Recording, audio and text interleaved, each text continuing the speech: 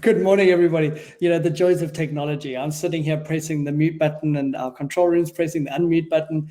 It's wonderful to be with you virtually this morning, and thrilled that we're able to spend a little bit of time together today.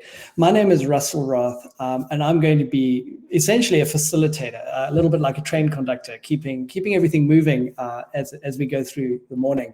I want to welcome you to the second virtual summit that Nelson Mandela University is putting together. Really, really exciting to be a part of this. And I want to thank you. We've got 58 people here right now. I'm sure we'll be joined by others as well as the morning continues, to really focus as we want to on the aspirations for the summit. The whole idea being the leadership skills we need to inform the Great Reset. And I think what is fascinating is that we're in a time right now when we need leadership more than ever, for a reset more than ever. You know, until just a couple of weeks ago, what we were experiencing was COVID and the COVID-related impacts. And of course, now there's so much more that's going on in society at large that we really need strong leaders to help us navigate and work through. As I said, my name is Russell Roth. I live in the United States, but my heart is on the campus at the end of sort of the Summer Strand Peninsula, so to speak. I remember going to university, and I'm an alumni of NMU. I had the privilege of being on the Students Representative Council for a while. I was in one of the reses at the university, and I look back 30 years later now almost, with an incredible sense of fondness of how I found my way to what is arguably such a beautiful campus and such a wonderful university. I am now an advisory member of the board for the business school, and it's an honor and a privilege to be a part of that and to be able to join colleagues some of whom you'll meet this morning on our calls that we have, talking about the business school and the future of the business school and the incredible investment that's being made, and the leadership and foresight that is coming into the university. So it's not about me, but I want to let you know who I am. My heart is with you wherever you are, and it's wonderful that we can be literally all over the world. A couple of announcements that I need to run through this morning.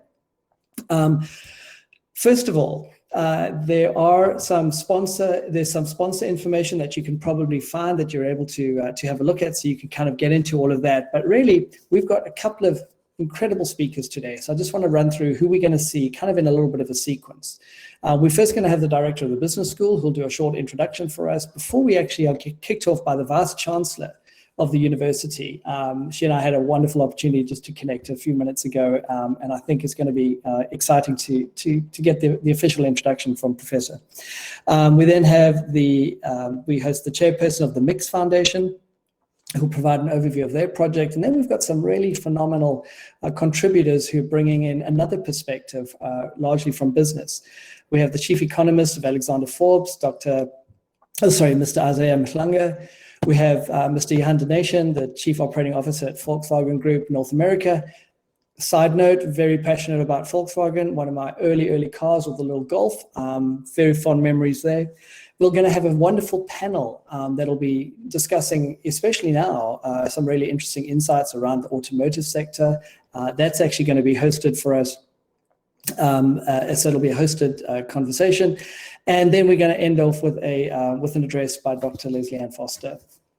So I'm thrilled to be able to introduce our first speaker and to kind of get the show on the road this morning. We've now got 66 people. So thank you for those of you that have just been joining us. Just terrific to have you here with us. What I would point out is that we're going to start with a quick introduction now with the director of the business school, Dr. Randy Jonas. So Dr. Jonas, if you're able to come on, it'll be fantastic for you to give us your welcome, and then we'll hand over to Professor Mutwa.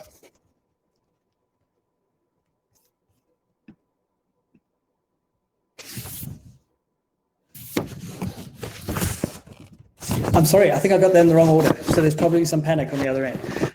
We're going to switch that around. We're first of all going to go to Professor Mutwa. So Professor Mutwa is the Vice Chancellor of the university, holding a PhD from the School of Oriental and African Studies at the University of London. She's worked both in the UK and in South Africa, and has extensive experience both in academia as well as in development sector. What is fascinating, and I didn't know this, and it's hard to know when you're so far away and you haven't met somebody in person, is just the adaptation that we all make. And we were talking a little bit about how we've noticed society at large shifting to adapting to what is essentially this COVID-related world with cameras. But I don't know that it should be a surprise to us to learn that we've got somebody as prominent in the role of Vice Chancellor at the university, given that in 2014, Professor was appointed as, and I'm going to read this, the Commissioner of the Financial and Fiscal Commission, which I think is really quite significant. Since 2019, you've been in the seat as the Deputy President of the Nelson Mandela Bay Business Chamber, and so have a passion around what is happening in our community, and frankly, the implications it has in the world. So I'd like to give you a few minutes to welcome everybody to the conversation today, and thank you very much. Over to you, Professor. Thank you so much, Russell, and a very good morning to all the participants in this very, very important summit in our region. It is my pleasure to welcome all the partners that have made this possible, but also to recognize our colleagues who have worked behind the scene to make sure that this is a success. And Russell, I really want to thank you in particular for waking up so early to be part of this event and to lead it this morning from New York. Those are the wonders of technology. So a very good morning and a very warm welcome from us to the esteemed speakers that we have lined up, to the organizers, to the delegates that are attending this very timely and relevant Nelson Mandela Bay Leadership Summit of 2021. I note with much delight the superb caliber of speakers drawn from a variety of sectors and across the world, and I know I speak on behalf of all that are in attendance when I thank you most sincerely for being prepared to share your knowledge and wisdom with us over the next 2 days. We are indeed honored to be part of the partners that are organizing this annual summit. I want to preface my remarks, colleagues, by congratulating the conference organizers on the opposite conference theme. The stark reality is that I do not have the pleasure and privilege of greeting you all in person as I would have preferred to do, as I was saying to Russell earlier on, because of this global pandemic, which continues to ravage our world, stealing from us many loved ones, forcing us to live separate lives and to conduct our business from behind our computer screens as we are doing now. We are indeed in a state of global grief. Our world has changed irrevocably. As the pandemic has continued its path of destruction, leaders all over the world have had to make decisions quickly, innovatively, and collaboratively to adapt to the challenges as well as opportunities presented by the pandemic. The question we need to reflect on as a nation, as society, is how prepared were we and how successful have we been in responding to the times that we find ourselves in. The reality is that human history is on a new, irreversible course that requires a metaphorical reformatting of our hard drive if we aim to prevail and thrive into the future. We need a great reset of society.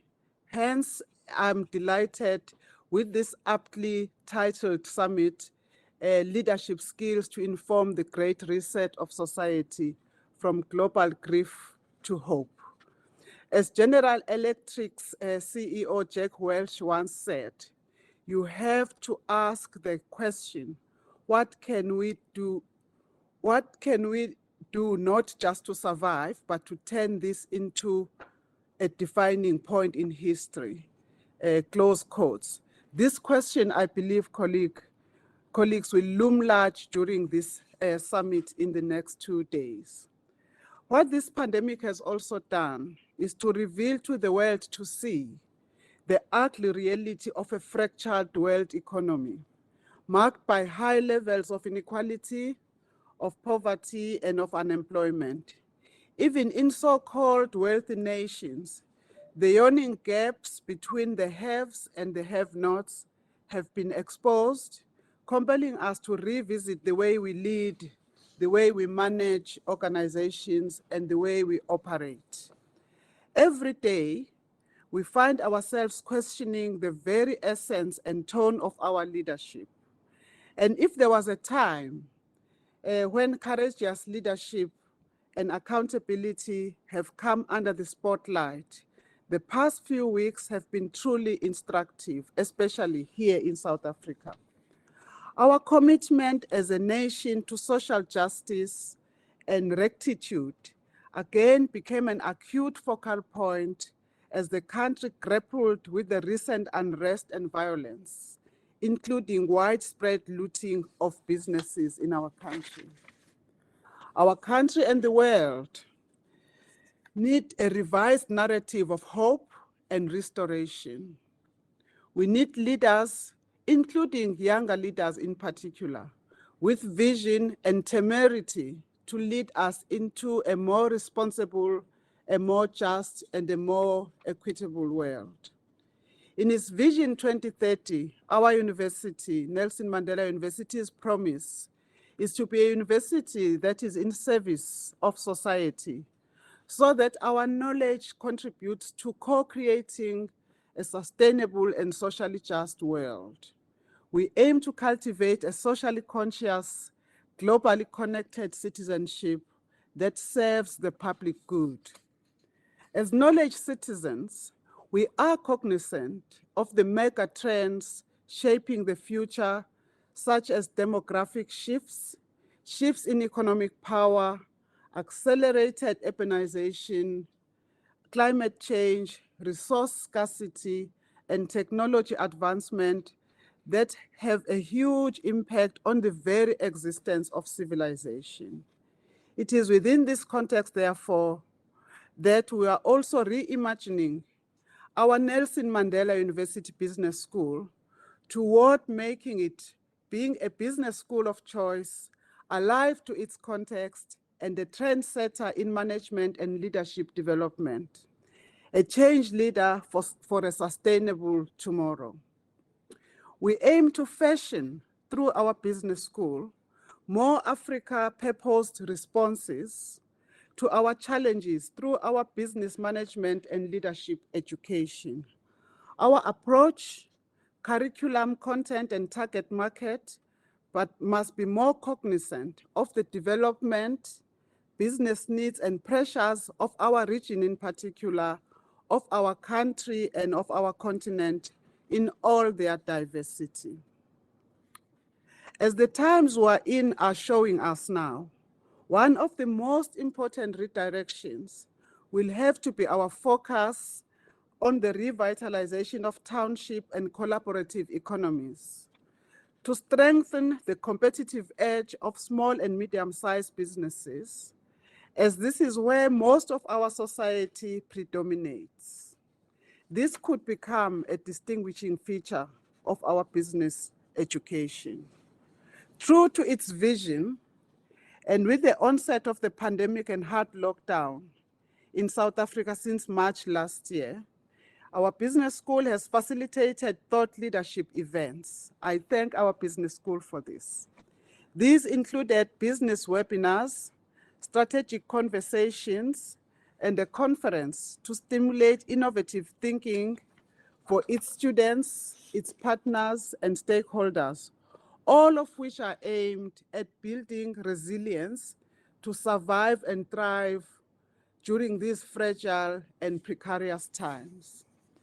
The Leadership Summit of 2021 is one such event, a collaborative partnership between Nelson Mandela University Business School and the Mix Foundation, hosted with our media partner, The Herald, and co-sponsor Ingeli Group. The Leadership Summit has over the years drawn diverse audiences all over the country and has featured illustrious speakers. This year, the summit is expanding its reach globally and draws on some of the best thought leadership in business. For this, I congratulate the organizers. We look forward to the engagements and dialogues over the next 2 days and to sharing on the emerging trends and ideas for sustainable futures for all communities across the globe. From among all the deliberations over the next few days, it is my sincere hope that we will emerge with new insights on pathways to business success, including particularly, 1, a potential advancement and support of small, medium, and collaborative and circular economies. Secondly, I hope that we will evolve more insights on the important question of ethics in business. Thirdly, I hope that we will look into ways of advocacy for positive relationships and engagements with policymakers to advance business interests in order to make sure that we transition our world in a just manner to a more equal world. Ladies and gentlemen, as I move to conclude, allow me to end on a note of hope. As humankind has done since its genesis, we are once again learning to adapt, we are learning to prevail, and in no doubt, we will ultimately flourish. So even amid our grief at so many losses, our anxiety and fears around the uncertainties with which we live, and our perceived powerlessness when it comes to predicting or even imagining our future, even in the short term, let us hold on to the hope and the knowledge that this too shall pass, and once again, we will prevail. We trust that you will find the discussion over the next 2 days insightful and encouraging, and then that we will all leave the summit inspired again by the new ideas for a better world. I want to thank you, and I want to wish you well in the deliberations in the next 2 days. Thank you very much, colleagues, and I will now hand you back to our moderator. Thank you. Vice Chancellor, thank you so much. That was wonderful hearing from you, and I think you gave us a few things to think about as we set the table, so to speak, for the conversations today. So thank you very much. Okay, so I hope we're all getting settled in now. You're getting comfortable in your seats. If we were in a real conference room, you'd be looking at each other. You've got a bit more comfortable with who's at your table now. You've now got virtual tables. So just a quick reminder of 2 things. Number 1, apparently, I can't see what's on your screen, but to the right-hand side of your screen is a little button that you can press to open up comments and chats. Let's use that as if we were in a real room and having a conversation. So please put any comments that you have, chats, questions into that Q&A box. And if you see a question somebody else has asked that you really like, give it a thumbs up. It'll move it up the list, and it'll prioritize it in order of being addressed. That's number 1. Number 2, I know one of the things that is probably the most hard right now is that you've got lots going on around you. You've probably got children running around, you're in an office, there's emails coming in, there's WhatsApp messages. I know that the best value that we're going to get out of our conversations today is if we're focused on the conversation. So there is another button that you can press. Apparently, it's a little small box in the top right of your corner to maximize your screen. You'll see the presentations larger when presentations are being shared, and it'll just kind of give you that immersive experience as if you were in a room with us all. So I encourage you to just think about those as you manage your time this morning.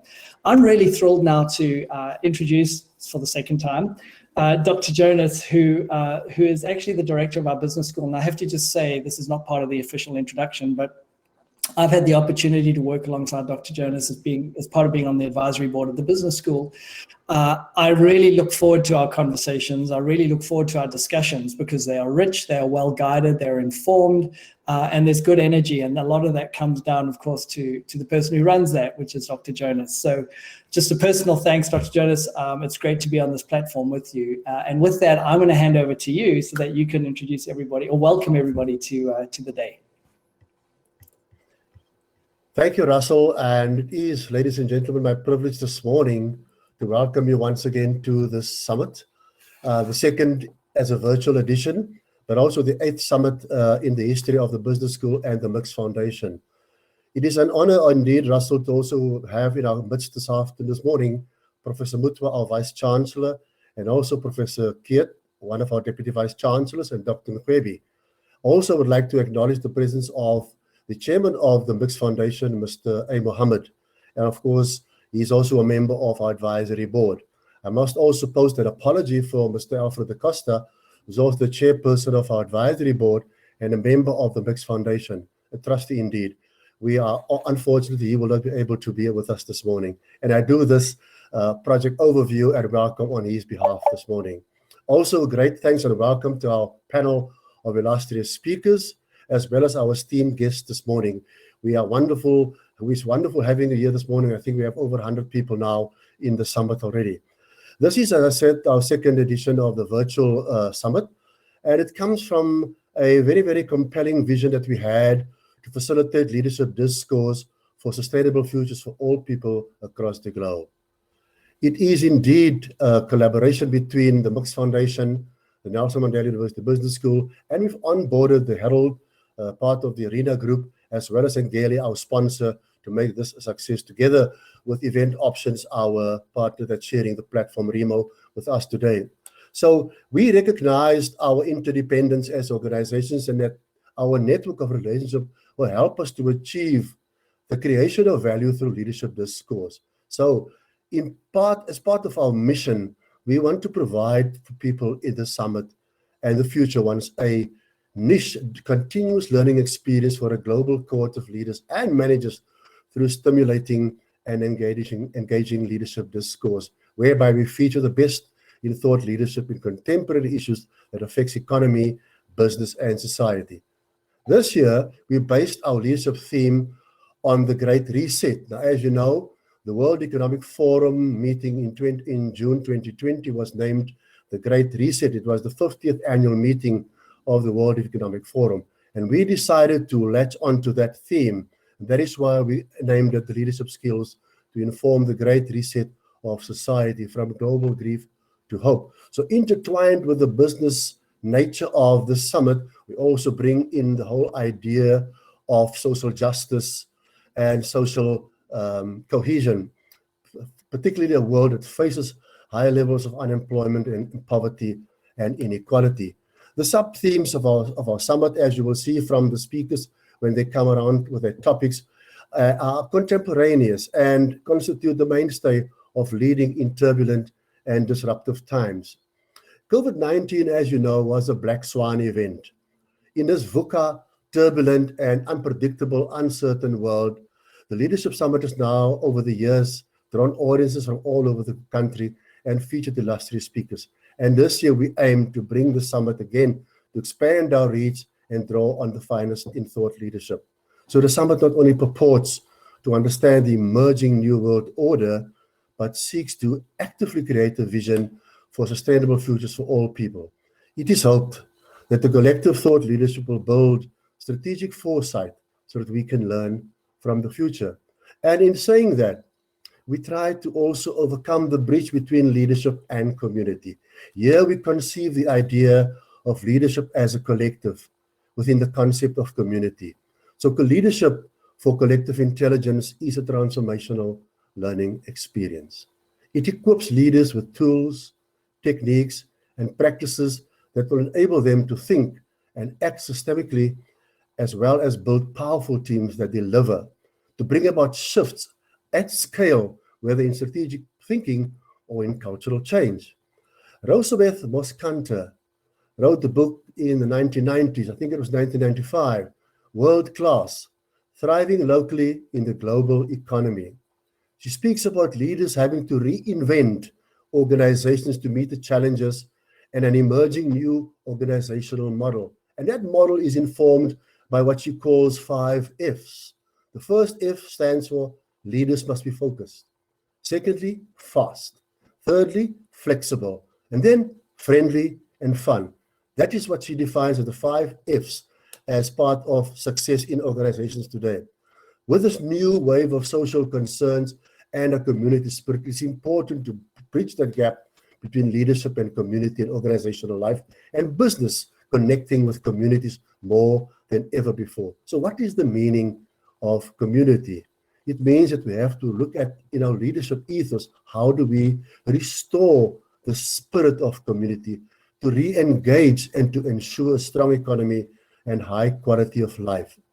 So indeed, as business schools in the country, we talk about business for good and a humanizing economy that will indeed be the champion for the unemployed, for those that are living in poverty, and those, of course, that are living in unequal societies. This is our hope. It's a spirit of hope, and we hope that the summit will be able to transcend those barriers and bring about that message of hope that we want to achieve in this broken world.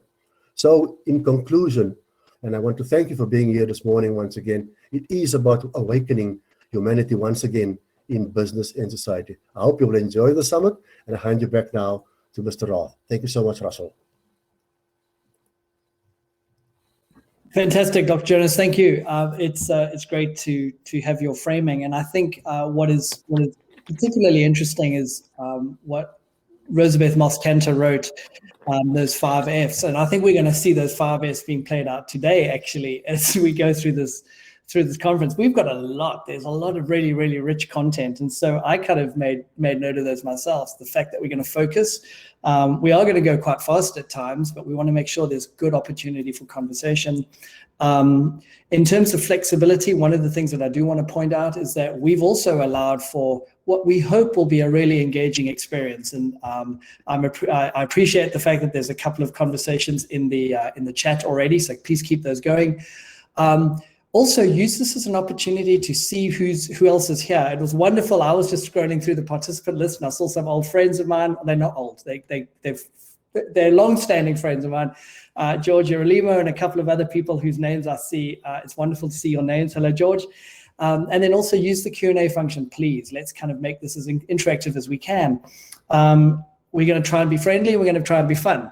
But there may be times when we'll have to cut somebody's conversation to keep us moving forward. I'm really excited now to shift us into some of the core programming for the conversation this morning, and want to introduce the first panel conversation that we're going to have. The first speaker we have is an economist, Mr. Isaiah Clanger, and one of the things that I found most interesting when I was reading Mr. Clanger's bio is not only that he's the chief economist at Alexander Forbes, but that he was named Economist of the Year in 2019 by the Association of Black Security Investment Professionals. And why I found that interesting is that so much of what we've been experiencing recently, of course, has its roots systemically in the economy. And so understanding a little bit more from Mr. Clanger around how we might think about this and how we might consider mitigation approaches as we talk about leadership that can create hope, leadership that can create a new aspiration for us is so important. The conversation that we're going to have will be a short conversation for about 20 minutes, and then we will shift over into our second conversation that we'll have. And the idea here is that there'll be a few conversations before we bring them together in a panel. We're going to have a facilitated panel. So this is just giving you some foresight into what's coming over the next hour or so. Okay. So with that, I'd like to get ready to bring Mr. Isaiah Clanger to the stage so that we can start diving into the panel. Prior to working at Alexander Forbes, Mr. Clanger worked at the National Treasury. He also spent some time with Absa Capital and with Rand Merchant Bank, and ultimately started his career in the South African chapter, as it were. I think it's called a chapter, or the local office of the IMF, the International Monetary Fund. So it's wonderful to welcome you to this platform. FYI, everybody, we're up to 95 participants, and I'm sure some of you are sitting in a room with more than just you there, so we might be even over 100, which is just absolutely fantastic. Some great insights are about to come our way. So with that, I'm going to hand over to you, Mr. Mhlanga.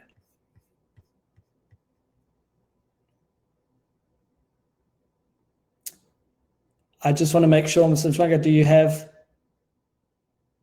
Okay. It would seem we're waiting for Mr. Mhlanga to come onto the stage. So if you could turn on your mic and your camera, please, then we'll be able to see you, and we can see your materials. So those are ready to go. This is the joy, right, of being in a virtual room where I am 6 hours away and a hemisphere away, yet we're about to be on the same stage together. All right, if I could get an update from our team. One of the interesting things, I think, as we wait for the technology to resolve and to get straightened out, is the fact that as we consider exactly what it is that we're looking forward to by way of this new hope, I spend a lot of time working with executives, leaders of organizations, and I think it was well put when we said that COVID was a bit of a black swan event, because of course it was. None of us saw it coming. We hadn't planned mitigation strategies. You know, I was in New York around 9/11, and immediately following that, there was a massive investment in building redundancy sites, alternative operation sites, so that any operation that was happening, at least on the island of Manhattan, wouldn't be impacted in something like that. But it didn't just happen there. Of course, it happened everywhere. And so we tried to mitigate that a little bit. That too was a black swan event, but we tried to plan for further ones that hopefully wouldn't create that same sort of event. Even though we had all of those redundancies in place for something that was a human-made crisis, when COVID struck, we were able to pivot pretty quickly. And we were talking, the Vice Chancellor and I were talking at the beginning of this about how we now use Zoom as a verb, right? We say we'll just Zoom people in, and I'll Zoom you, you Zoom me. I've been receiving invitations and people will say, well, let's just Zoom each other. So, you know, Zoom and Teams and Blue Jeans are some of the other platforms that exist. And of course, some of us knew about before, but not a lot of us. All of a sudden, it's in abundance. We've been able to demonstrate a remarkable resilience and skill to adapt. And I think we're being challenged in some pretty significant ways now. Climate issues, economy, and social welfare issues, as well as ultimately issues that pertain to how we come out of this environment. So I think there's a lot for us to really start to focus in on. Do we have Mr. Mhlanga? Is he on? I saw him pop up and then I saw him go away. And you'll forgive me on this end because I'm looking at my text threads that are coming in and watching very diligently to make sure that we get everything in place.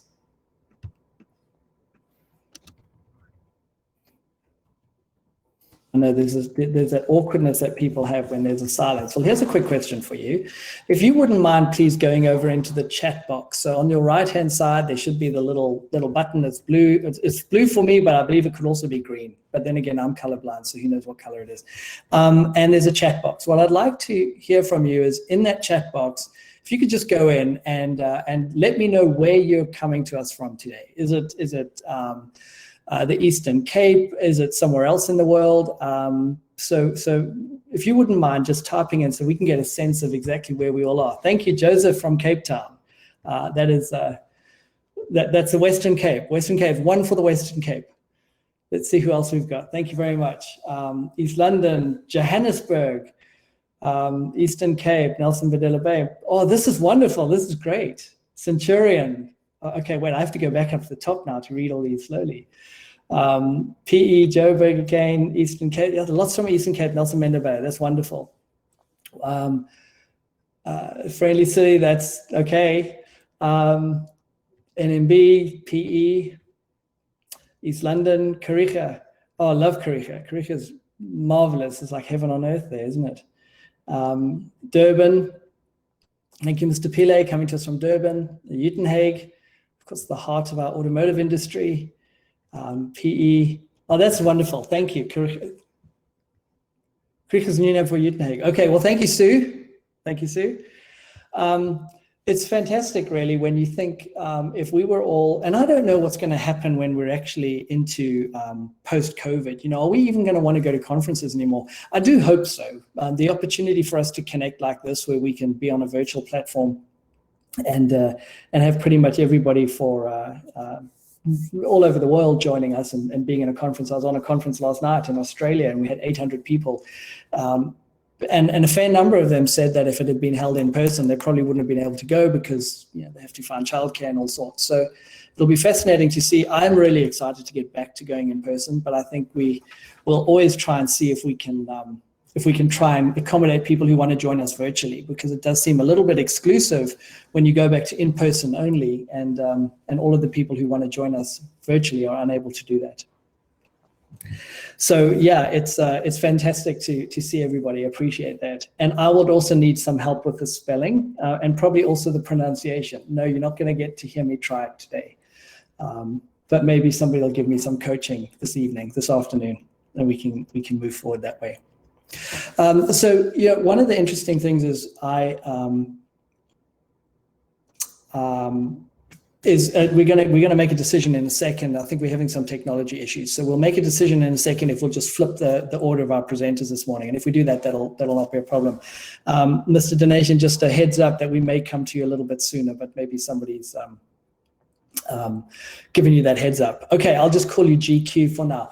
But one of the interesting things is I spent 10 years working with Dr. John Cotter, affiliated with Harvard Business School, and he was the youngest tenured professor at Harvard Business School, and ultimately running his business, his consulting business.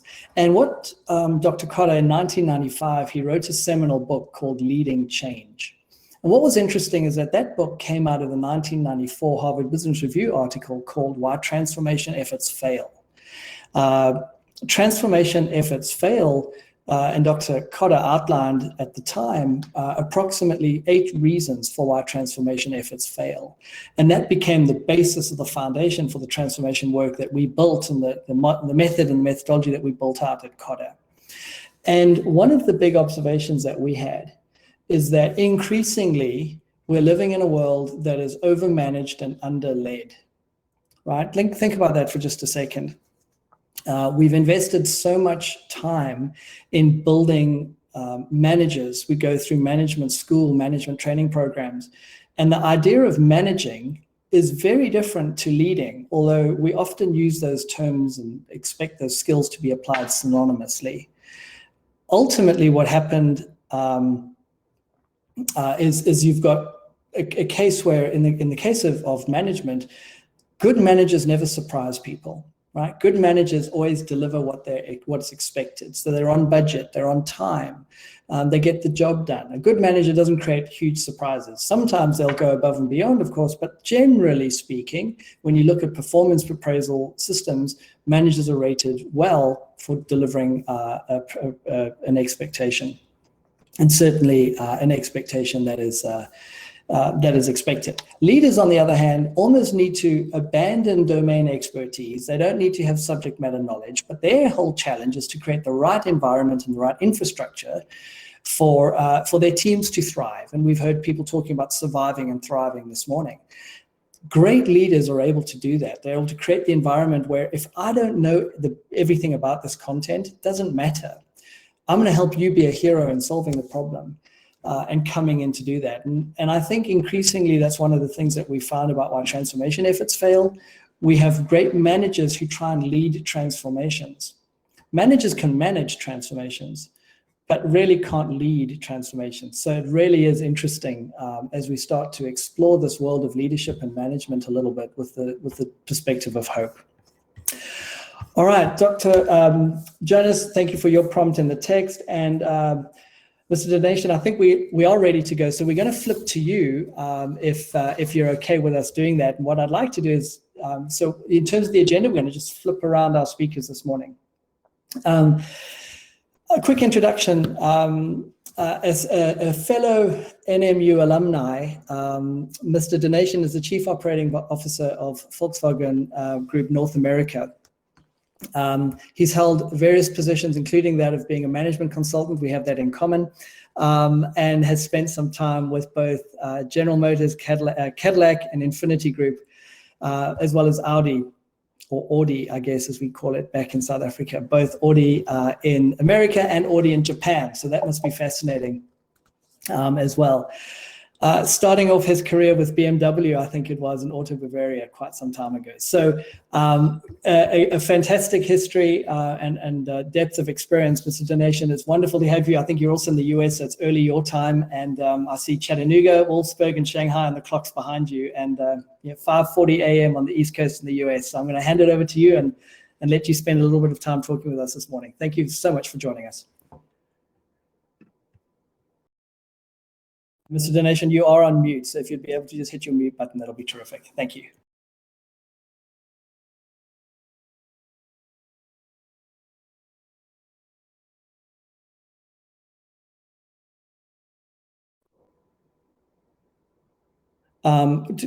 Technology, are you able to pull, unmute Mr. Donation?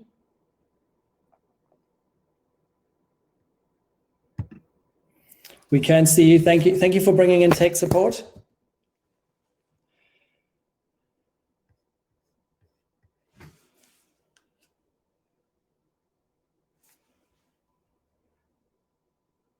Okay, I've got confirmation they've unmuted you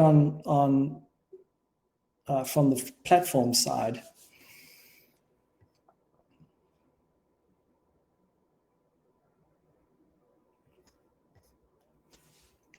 It's a little bit like those moments when you have a mic attached to you and you forget to turn it off, and then you realize you're having a conversation at a break and everybody's hearing your conversation over tea and biscuits or whatever the case might be.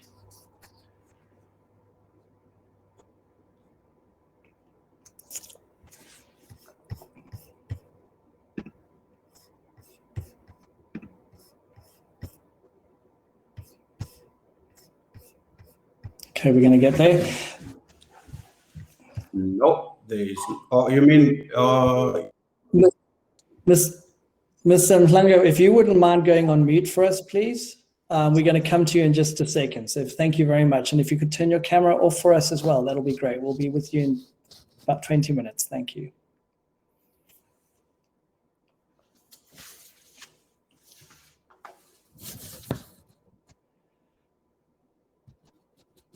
I was doing a session not long ago and had done a dry run a few days prior, and everything was working fine.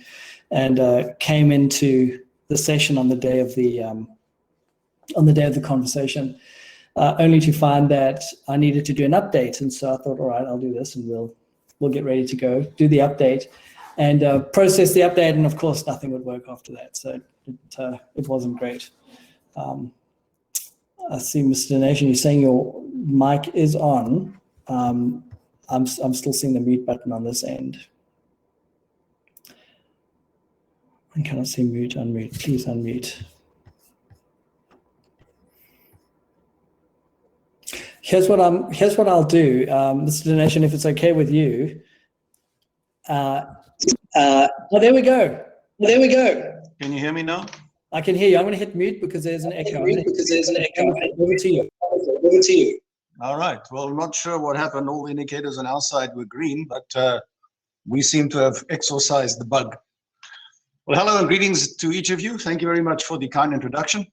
I certainly would much prefer to be back in my homeland in person, but perhaps one of the good things to come out of the pandemic is our newfound ability to travel less while connecting more. It is, of course, an honor to join you today on behalf of the Volkswagen Group of America. But for me personally, it's also a true homecoming of sorts. I am a proud alumnus of Nelson Mandela University, though back in my day, it was known not quite as poetically as the University of Port Elizabeth. And PE at that time was described as the Detroit of South Africa, with Ford, General Motors, Volkswagen, and others producing in the area. Growing up, as I watched all the new models dispatched in convoys by rail and road, I fell in love and convinced myself at a very early age that I belonged in the auto business.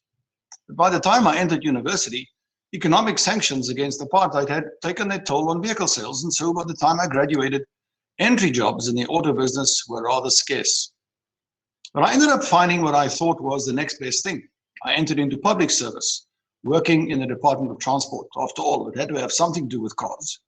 And one of my projects was to bring driver education into schools around the country. Coincidentally, Volkswagen was the key sponsor. Fast forward many years later, when after I'd finally found a real automotive job with BMW, I received a phone call from the gentleman who had co-chaired the driver education program with me years prior as the sponsor's representative. And he was now the board member for sales and marketing for VW South Africa. And he asked me if I'd like to run their little luxury division known as Audi. Of course, I said yes. And well, many more years later, here I am, full circle. But enough about me. Let's talk a bit about my beloved automobile business. Globally, Volkswagen is in an ongoing tug of war with Toyota for the #1 position. Although, to be candid, being #1 is not a key objective for us.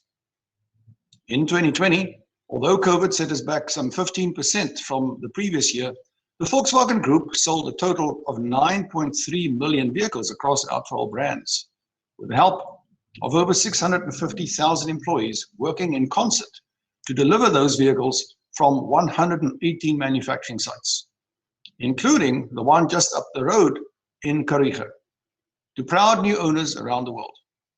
An impressive showing despite the global pandemic, I'm sure you'd agree. In South Africa, though Toyota remains in pole position, I'm thrilled to see Volkswagen right there behind them, particularly as we celebrate 70 years of the people's car on South African roads. Now, I'll let my colleague, Dr. Susic, answer specific questions that you may have regarding the VW Group in South Africa. But let me give credit where credit is due, to leadership and their respective teams at that sprawling career site. There, 4,000 employees are working tirelessly to regain full capacity to deliver as many as 600 new vehicles every day, nearly half of which are exported to other countries. That includes the Polo Vivo, which has utterly dominated the compact segment in South Africa as the #1 selling passenger car in the country by a mile. Stateside, of course, you'd get blank stares if you mentioned the Polo Vivo. The same way, I guess, that South African consumers would likely have no clue what an Atlas Cross Sport is. And that is by design. There are 5 Volkswagen regional groups around the world. Sub-Saharan Africa naturally includes South Africa, and then there's Europe, China, South America, and North America. And the thinking behind this regionalization is quite simple. Focus your product development efforts, build your supply chains, feed your sales and marketing pipelines based on the nuances and specific requirements of the markets you serve. Join me over here in North America for a closer look at how we are doing things. The North American region, or NAR as we call it, today employs over 20,000 dedicated employees at 30+ locations, supporting over 1,000 dealers. From a production standpoint, we have an annual capacity exceeding 900,000 units, and about 18% of our production volume is exported. Here in the United States, from our offices to our factories to our dealerships, and throughout the supply chains that support them, the Volkswagen Group, directly or indirectly, employs over 126,000 Americans, generating $7.6 billion in labor income and $28 billion in economic output. If you want to know how many rands that is, roughly multiply by 15.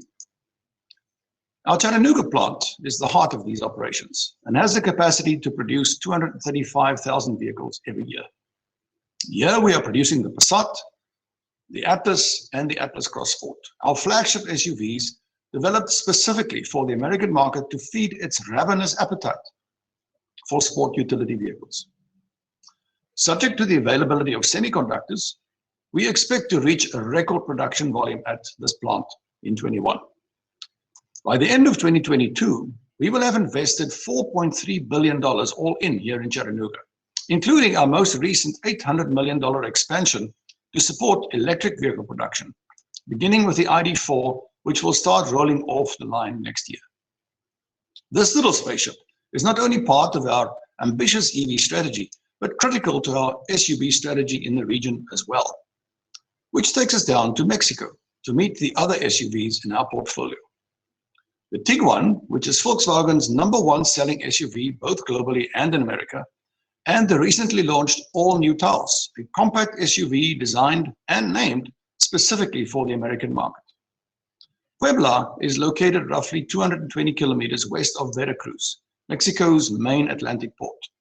From this facility, Volkswagen exports more than 90% of its production volume, including to South Africa. After over $1.1 billion investment over the last 3 years, we today have 13,000 employees and create as many as 50,000 indirect jobs through our suppliers in Mexico. And so, between Puebla and Chattanooga, you can see just how large and diverse our North American operations really are, meeting the demand of the US market while doing our part globally to move the automotive industry forward through innovation and operational excellence.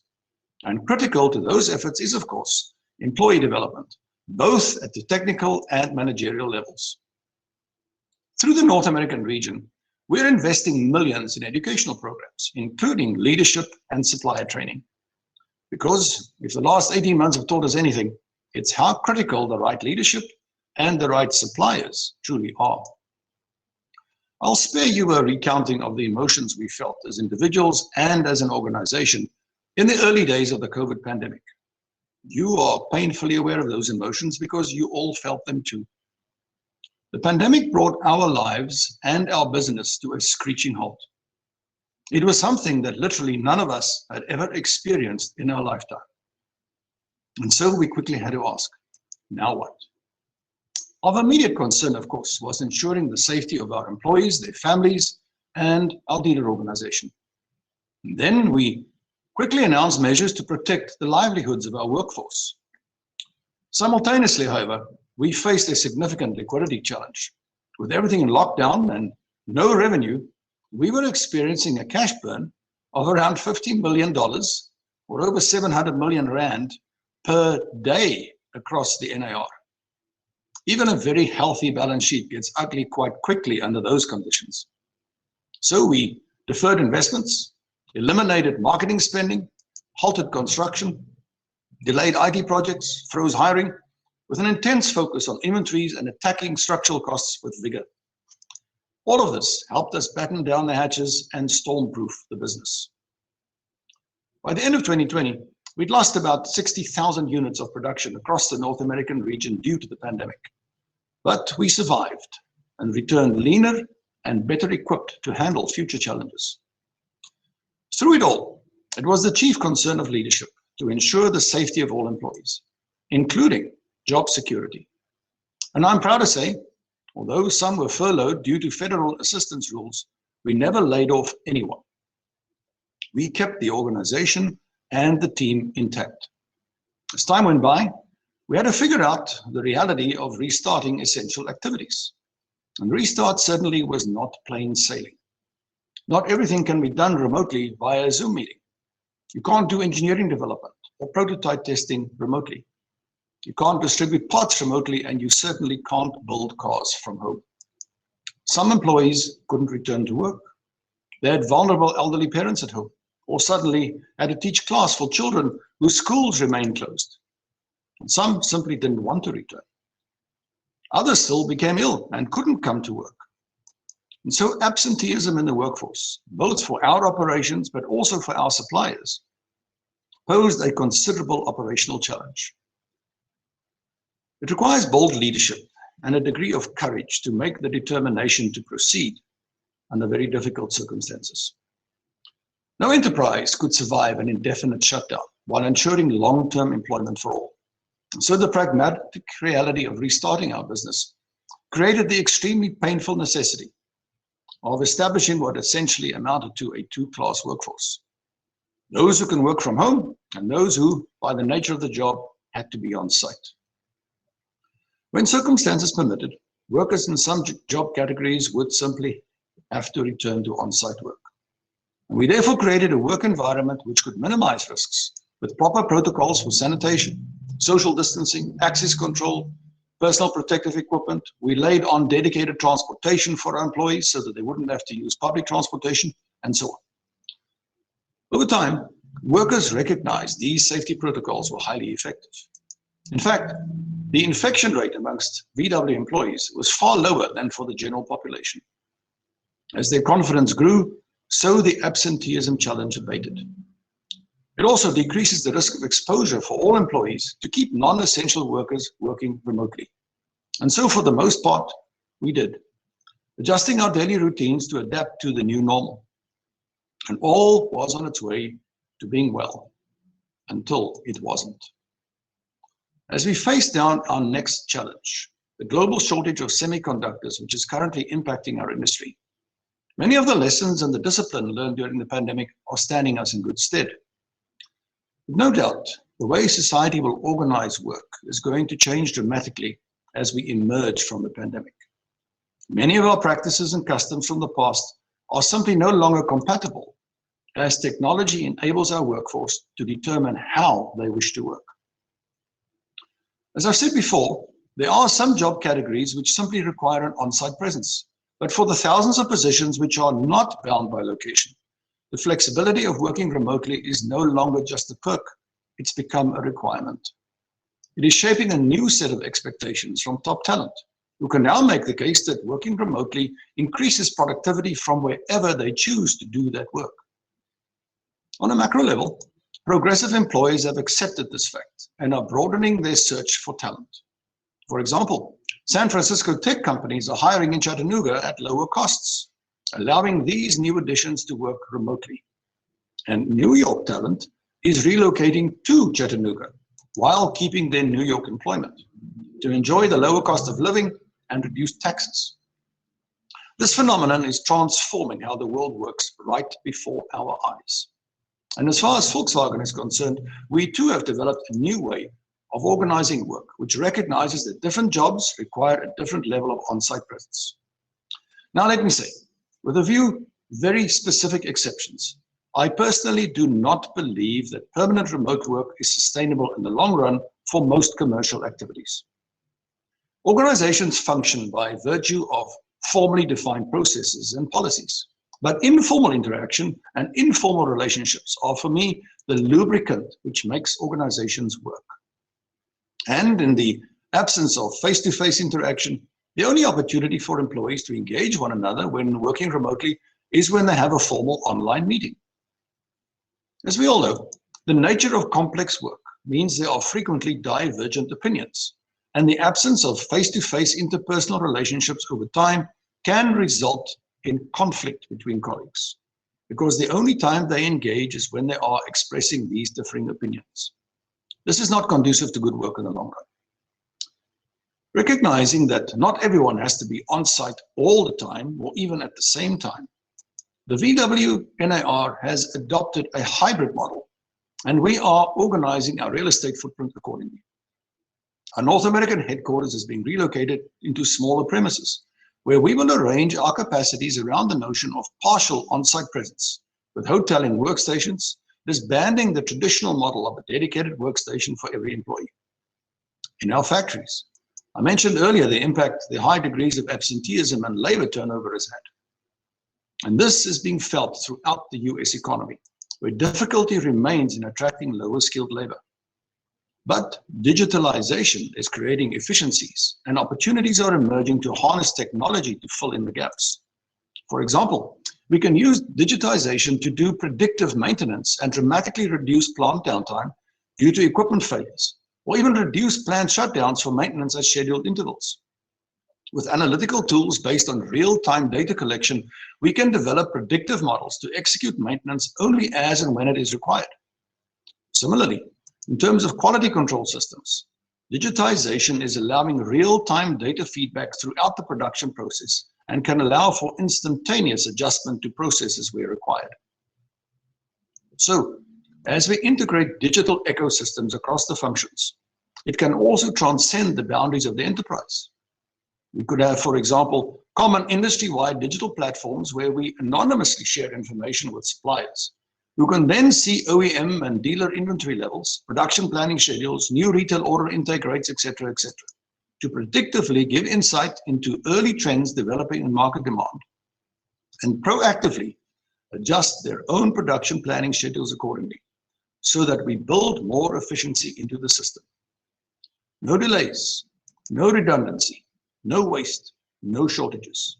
Predictive adjustment of production to meet predicted demand real time. Digitization has been described by many as having the potential to lead to large-scale unemployment. And in many ways, this replicates the concerns expressed at the time of the Industrial Revolution, when mechanization and, in more recent times, automation increasingly displaced labor. Clearly, digitalization will require employers to provide appropriate training and recalibration of employee skill sets. But in an age of high labor costs, particularly in the developed economies of the world, and increasing shortages of labor, any investment in increasing the value add of the labor pool is without question to the long-term benefit of the enterprise. This is a symbiotic relationship, because retraining low-skilled workers and equipping them with higher skill levels will simultaneously create higher incomes for workers due to their higher value add contributions.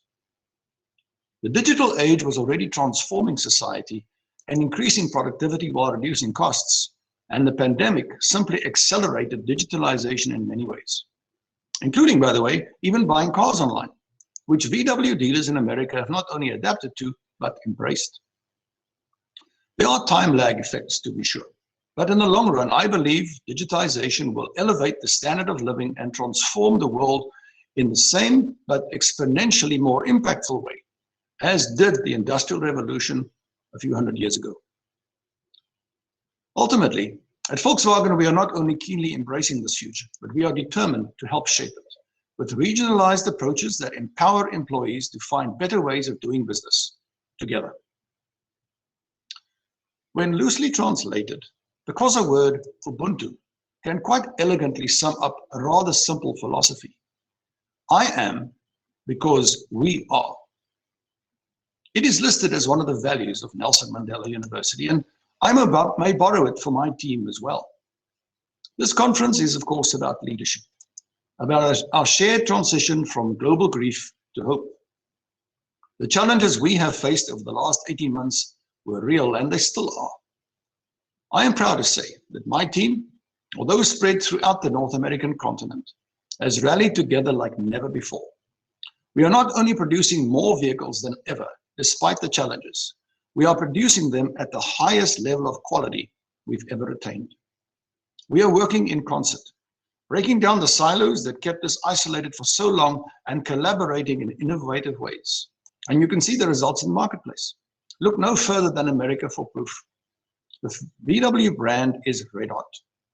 We are on track to sell 400,000 units in America in 2021. After 3 consecutive months already of 40,000 plus sales. Achievements we haven't seen in this part of the world since the days of the Beatle and disco. Will challenges remain in the third quarter? Indeed. We can't build cars if we can't secure the components. But I'm confident in a strong fourth quarter and a brilliant 2022 when we set our sights on 500,000 units in the US and continue to fulfill our promise of electrification for the millions, not just the millionaires. The ID.4 being named World Car of the Year was a huge honor. But seeing and hearing the reactions from customers as they took delivery of their still imported to the US new electric vehicles convinced me that once you've tried an EV, you will not go back to a conventionally powered vehicle. And so, as we make final preparations to begin production in North America next year, we believe the ID.4 could be our new Beetle. But it's just the tip of the spear. The opening salvo in our assault on the EV market and our $86 billion commitment to technology that's good for business and the planet. We will continue to bring EVs to the market, with ID Buzz arriving next with just enough of a wink and a twinkle in the eye to remind consumers that whether they've ever driven one or not, there's always been something special about a Volkswagen. That's the magic we are working hard every day to restore, because the world needs a little magic right now. In conclusion, it is of course well documented that Nelson Mandela's favorite poem was Invictus by William Ernest Henley, which he often recited in prison and then as president to inspire those around him to find resilience within. I can't help but think its last two lines are quite relevant to Volkswagen at this moment in time. The brand and our business and the entire automotive industry have seen much change since my early days as an eager young student. And we have certainly faced our fair share of challenges, some self-inflicted and others like the one we are currently face beyond our control. But I believe Volkswagen has never been stronger. I believe we have found a resilience with which we can truly weather any storm. For indeed, we are the masters of our fate, and we are the captains of our soul. Thank you very much.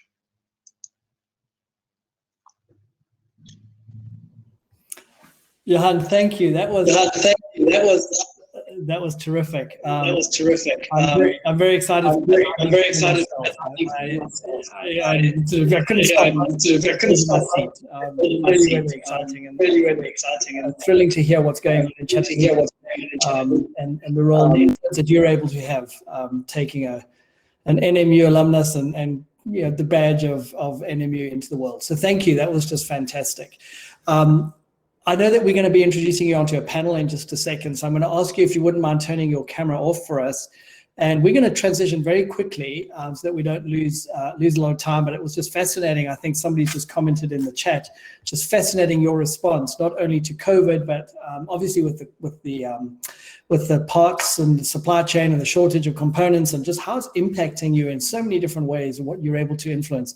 One of the biggest things is that there are the knowns, and then there's the unknowns, and then there's the unknown unknowns, right? And whoever would have thought that certain things would be where we are right now, no matter how well we plan. So thank you for your insights. It was just tremendous. I'd like to just confirm and check if we're ready to go now with Mr. Mhlanga. Are you able to come back on for us? Turn on your camera, please, and get ready to come off of mute when you are. Fantastic. I see you. And I hear you. So we did a short introduction for you before you joined. So I'm going to just let you take it away as economist of Alexander Forbes. Over to you. Thank you. We're excited to get your insights this morning. Thank you very much. As we all know, technological innovation and adoption doesn't happen in straight lines. There is a lot of learning. There is a lot of glitches that take place, as we experienced this morning. What has technological innovation has in common with the advancement for socio-economic equality and prosperity? It is exactly the point that it's not happening in a straight line. If we learn from what has happened in other countries, we can see the ingredients of the Arab Spring that took place in 2010, 2011. If we look at countries such as Yemen, Egypt, Tunisia, and Libya, and Syria, they had relatively good economic growth in 2010, but the unemployment rates were quite large. In 2011, all of them, they experienced significant unrest, with governments in countries such as Tunisia, Egypt, and Yemen being overthrown. Now, if we look in South Africa, the unemployment rate that exists now, or even the one that existed in 2010 and 2011, it was very high compared to what we saw in these countries that experienced significant unrest. So this just shows that the resilience of the South African population is really a miracle that we must first acknowledge, and second, we must never take for granted. It is a South African quality that has preserved that which works, looked forward to a more equitable future with patience and resilience. The dreams and hopes of many South Africans are still alive. Even in the aftermath of the looting that we saw over the last 2 weeks, we saw many South Africans from many walks of life coming and saying, let's rebuild. But what is the circumstance, or what are the conditions that we encounter now? One of the big problems that we have is that of unemployment. If we look at that unemployment rate, about 75% of it is structural, which means even if we were to run the economy at full capacity with the current structure, it is only going to be able to reduce the unemployment rate by about 10 percentage points, which implies that all this unemployment cannot be reduced by running the economy to full capacity. Something has to be done that restructures the economy in a way that is more inclusive, in a way that puts more people that are on the fringes of the economy at the center of the economy. If we look in terms of one of the other issues that is quite important is the attainment of post-matric education. What is visible is only about 9% of the unemployed people have tertiary qualifications, which means a big problem or a big issue that we have is the lack of skills that can then help to put more people into employment. And again, if we also look in terms of the relationship between growth and unemployment, it's quite visible. As the economy slowed down, we saw an increase in the unemployment rate. So we cannot redistribute ourselves to reducing unemployment. What is required is economic growth. It is a prerequisite, but not necessarily a sufficient condition for reducing the unemployment rate. This has quite a significant consequence in terms of the burden. One, in terms of taxes, but two, in terms of those that still lie outside of the labor market. Here, I'm just going to point out and demonstrate that 51% or over half of the total population earn too little to contribute to the tax base, which then leaves only about 8% of the total population responsible or earning 42% of incomes, and responsible for paying about 67% of our total taxes. So the tax burden is too large for a narrow tax base. And this is simply not sustainable. Maybe let me just put up some stats also that can just demonstrate further how unsustainable the socioeconomic conditions are. The richest 10% own 85% of wealth. The poorest 50% own minus 2.5% of wealth, which means they are perennially borrowing just to sustain themselves. One of the impacts of this is that 1 in 4 children is stranded by the age of 5, which means their capacity to lead a full life is already disadvantaged before they even start preschool. And a survey in 2020 about financial security found out that 67% of the respondents ran out of money before month end. Such is the impact of the structure of the economy on the socio-economic conditions that we have. What do we need to do? So these are some of the components of an inclusive and sustainable growth strategy, many of which are not new. And we have been talking about low-hanging fruits for a very long time, and I would venture to disappoint and say all the low-hanging fruits have fallen off and they've rotten. What is required now is to do the hard jobs of doing, of reforming the economy. First, we need a new social compact, profits and jobs as joint decisions between government, business, labor, and civil society, which is also a trend that we see across the world with ESG, environmental, social, and governance, which means the investments that are made must not just look at profits alone. They must also look at impact. What impact are they making in societies or communities that they operate in? The second one is the strength of institutions matter. The legal framework, safety and security, property rights, tax administration, competition, and the events of the last 2 weeks demonstrated how safety and security is so important. And the legal framework also has to show that it can actually protect the investors, can protect all the citizens in equal measure. The third one that we need is macroeconomic stability, the independence of a central bank. We look at countries such as Turkey, where central bank can just wake up being fired by a president. We have seen volatility in the currency that influence investor sentiment. We also need a prudent counter-fiscal policy that is able to respond to economic shocks when they hit. Many countries that did not have the fiscal space last year when the pandemic hit borrowed themselves out of the pandemic, and the debt levels now threaten their sustainability. Zambia is one of those countries, almost defaulted, which means the cost for raising funding in future is going to be quite heavy for many generations to come. Something that the National Treasury has put in place, the structural economic reforms that are required to underpin long and sustainable economic growth, is to really stabilize and liberalize network industries in energy, telecommunications, and transport. As far as energy is concerned, we still have a big issue with Eskom, with its inability to supply sufficient electricity to industries.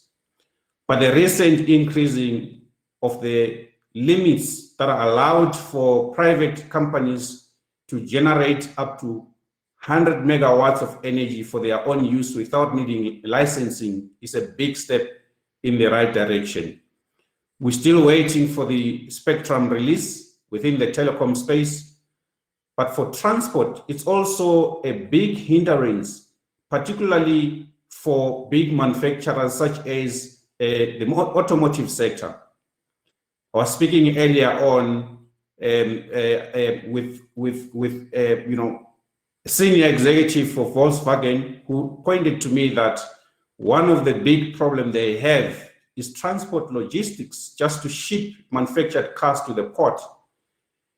In this respect, Transnet is taking some steps forward, putting private players into the port's place, but also opening up railway lines to the private sector. It is going to take some time, but these have to be done if we are to improve the network industries that matter for economic growth. The other structural reform that we need to really talk about is an increase in competition in key sectors. We are known very well that we are a country of big five banks, big five logistics companies, big five agribusinesses, big five retailers, big five construction companies, and that to the detriment of small, medium enterprises that can actually generate jobs. We have to have a conversation to say, how does a big property company that is going to establish a mall in townships say to the local community, they will reserve a space for a bakery, or they will reserve a space for a butchery that is run by local communities? After all, in the private sector, for those top performing employees, they're given shares in companies so that their objectives and that of their company are aligned. Why can't we do that in the real economy, where communities are given a share in how the enterprises that run within those communities operate? In fact, I would say even the events of the past weekend would not have happened if communities played a bigger part, or they had a bigger share of economies that are operating within their own communities. Public services also need to work quite efficiently to reduce the cost of the economy. If we need not have to pay for private security, or pay for private schooling, or pay for a lot of the government services that we wouldn't have to pay for in the private sector, that is going to reduce the cost for many communities that take long journeys to work, reducing the income that is left for them to spend on developing themselves. So what government provides in terms of services just needs to work. So essentially, the classic plumbing problem, that the plumbing has to work, but when it works, nobody notices. But when it doesn't work, all the spaces stink. That is where we find ourselves in. We also need to do serious labor reforms. Minimum wages in South Africa are much higher than what we have even in the OECD countries. For a country that has such a high unemployment rate and extreme levels of inequality, to have such high minimum wages that are actually preventing small, medium enterprises to hire more people is something that we need to solve. The reform of local government bylaws as well is one thing that we also need to look at. For instance, if you work in communities that have mothers selling fruits and vegetables on the street of the roads, you have Metro Police coming and saying you are violating bylaws and you are not actually allowed to be selling on the street sides. For a country that has such a high unemployment rate, we are trying to preserve the aesthetics of a developed country in a third world country. That we need to look again and reform if we are to solve the unemployment problem. All of these reforms happen currently in an environment that is quite supportive globally. In terms of economic growth across many of the advanced economies and trading partners to South Africa, 2021 has robust growth. It's not even a question. But if you look at where South Africa's growth is expected relative to its trading partners, it's quite clear. If you look at the IMF forecasts, very low, our forecast marginally better, but what is very clear is South Africa is falling behind compared to its trading partners and compared to emerging and developed economies. But what is also visible is this year's growth is not going to be sustained. We are going to see a significant moderation with two implications at the current moment. First, inflation fears and potential for rate hikes, particularly from the US, means we may actually see the reversal of this conducive environment that we have. Many other economies have also seen an increase in inflation across, if you look at the US, you look at the UK, Canada, and the EU, and Germany. So inflation is coming, which means we actually need to do the reforms quicker before conditions change. The second one is the commodity price that we have seen that have benefited South Africa's terms of trade have been, quite good, but they are not a commodity boom in the sense that we saw in the mid-2000s. The best of commodity price performance is potentially now behind us. If we look in terms of the expectations from the World Bank, is that after this year's stellar performance that you see in the gray bars, the average between 2022 and 2025 is that most commodity prices are going to moderate, from coal at -2%, zinc at -3%, to iron ore at -7%. The other risk that we're still grappling with is COVID-19. South Africa's vaccination program lags behind quite significantly, together with many other poorer countries, with only about 10% of the total population having been vaccinated. This means we are going to have stop-starts to the economy as we have seen over the past 15 months and much more recently over the past month. And that also has a negative impact in terms of actually generating jobs, especially within the sectors that can generate a lot of jobs, such as tourism and the hospitality sector.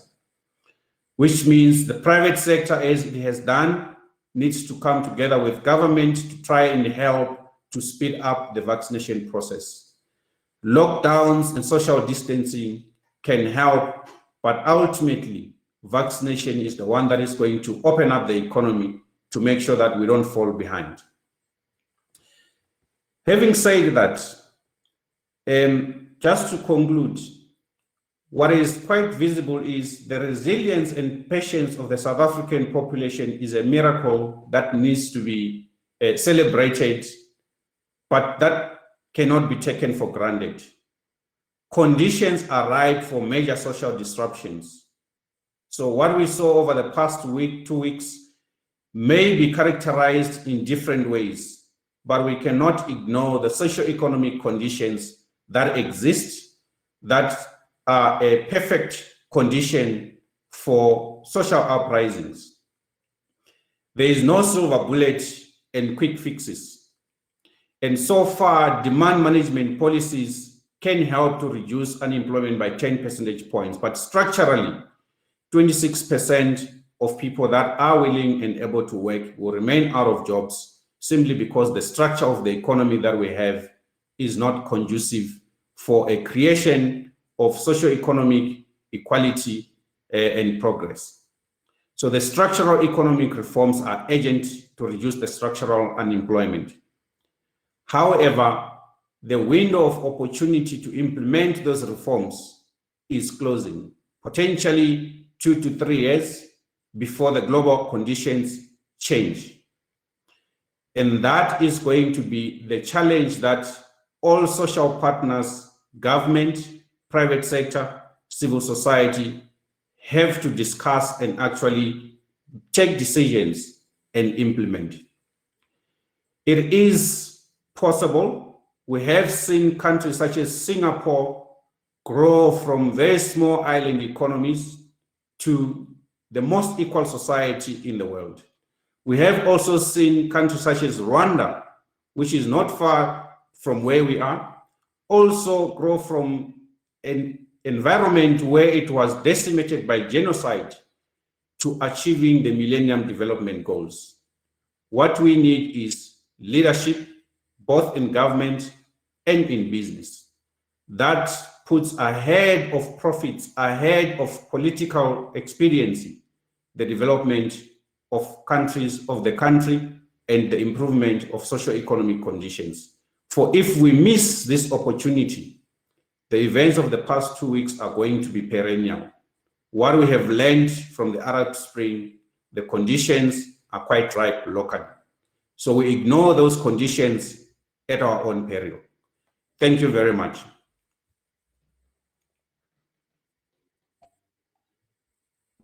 That was terrific. Thank you very much, Isaiah. And, you know, as we reflect, the theme of this virtual summit is from global grief to hope. And I think part of your conversations, particularly towards the end, when you're reflecting on the fact that there is a window that is open for us right now, and there is a path amidst some very real data that doesn't always seem encouraging, and some very real circumstances that aren't always uplifting, but there is a precedent for, or at least an example of where this has been able to have been achieved. And I think that that is something that we can't lose sight of as we look for not just hope, but really the aspiration of what is possible.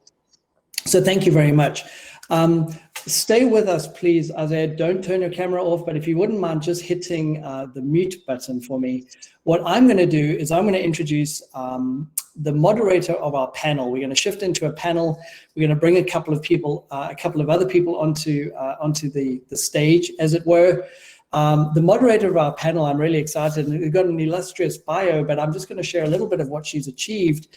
Denise Van Gastine is the CEO of the Nelson Mandela Bay Business Chamber.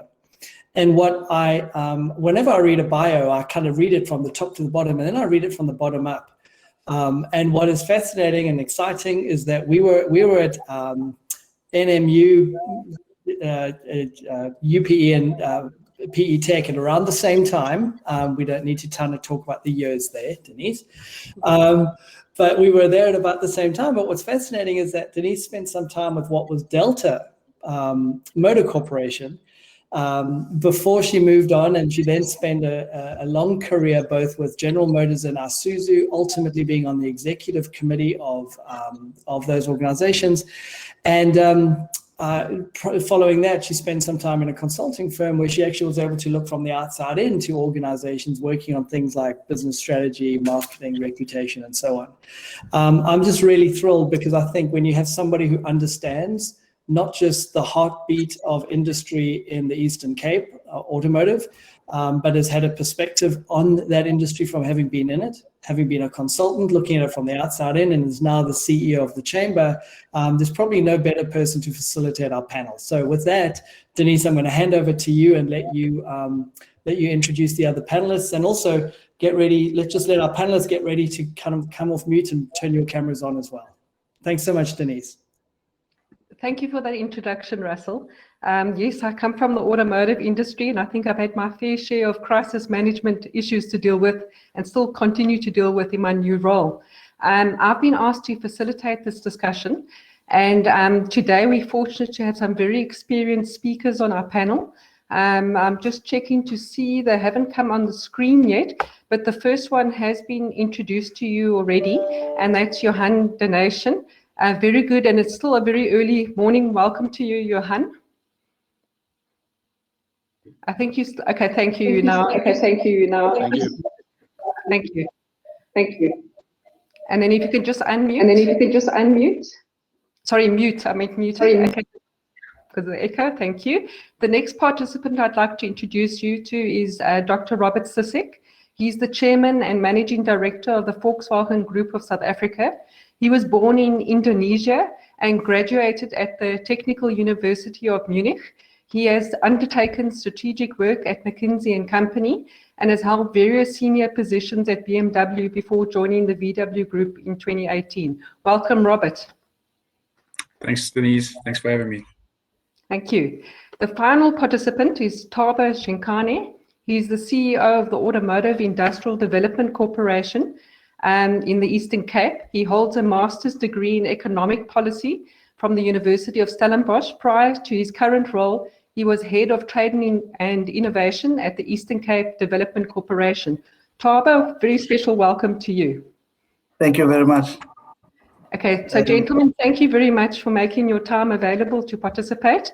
Our topic for discussion today is e-mobility and how it is resetting the automotive industry. And I'd like to ask my first question to Johan Donation, and I'd like you to back to 2008 and think about how has sorry, I think you need to put it on. Thank you very much. It looks like we can't talk at the same time or have our mute on at the same time. Perhaps let's fast track to the global financial crisis of 2008. That had a huge impact on the US automotive industry. I know at that time I was working at General Motors and we went through significant change. How has this accelerated the move to the adoption of e-mobility in the US and also further around the world? And I guess COVID has also had an impact. So we'd love to hear your thoughts on that. Denise, yes, thank you for the question. Actually, a complicated question that requires a complex response, and I'm going to endeavor not to use all the time we have available. I think the short answer is yes, the financial crisis has impacted electrification, but indirectly. I think first we need to step back and just consider the immediate impacts of the crisis. And if I look at it at the time, I had been in the US only for a few short years, but I experienced it very profoundly. As the car markets collapsed, as the economy contracted, so job employment opportunities were also being impacted, and in fact, it decimated the middle class. And the demographic that was most severely impacted was the millennials. And I will tell you that in the United States, the millennials lost a decade. They were pushed out of home ownership. They were pushed out of high value adding jobs. They were pushed out of strong economic competitiveness. And in fact, for the very first time in history, the millennials as a generation are enjoying a lower standard of living in the United States than their counterparts in China. It's the first time this has ever happened. The millennials have come back strongly now, 10 years late, but they are driving economic expansion in the United States. But during this time, I think that there was a whole lot of societal discourse going on, which has impacted, particularly in the US, mores, values, and I think philosophies. Discussions about equality, discussions about global warming are typical.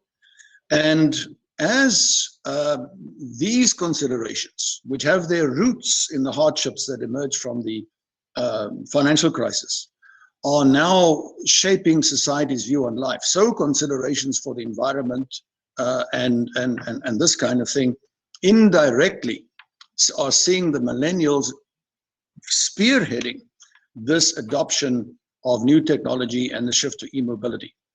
With that said, it's still early days. The overall market share is still very low. It's in the US less than 2%. But I think all of those kind of societal impacts have also shaped the political discourse. And the regulatory environment, of course, is now coming on as a strong driver of adoption as well. Thank you for that response. And I think we're going to shift now to Dr. Robert Susic to talk a little bit more about how that relates to South Africa. The current automotive landscape in South Africa, there is hardly any interest from consumers in terms of electric vehicles, and probably very low consideration when it comes to the environment.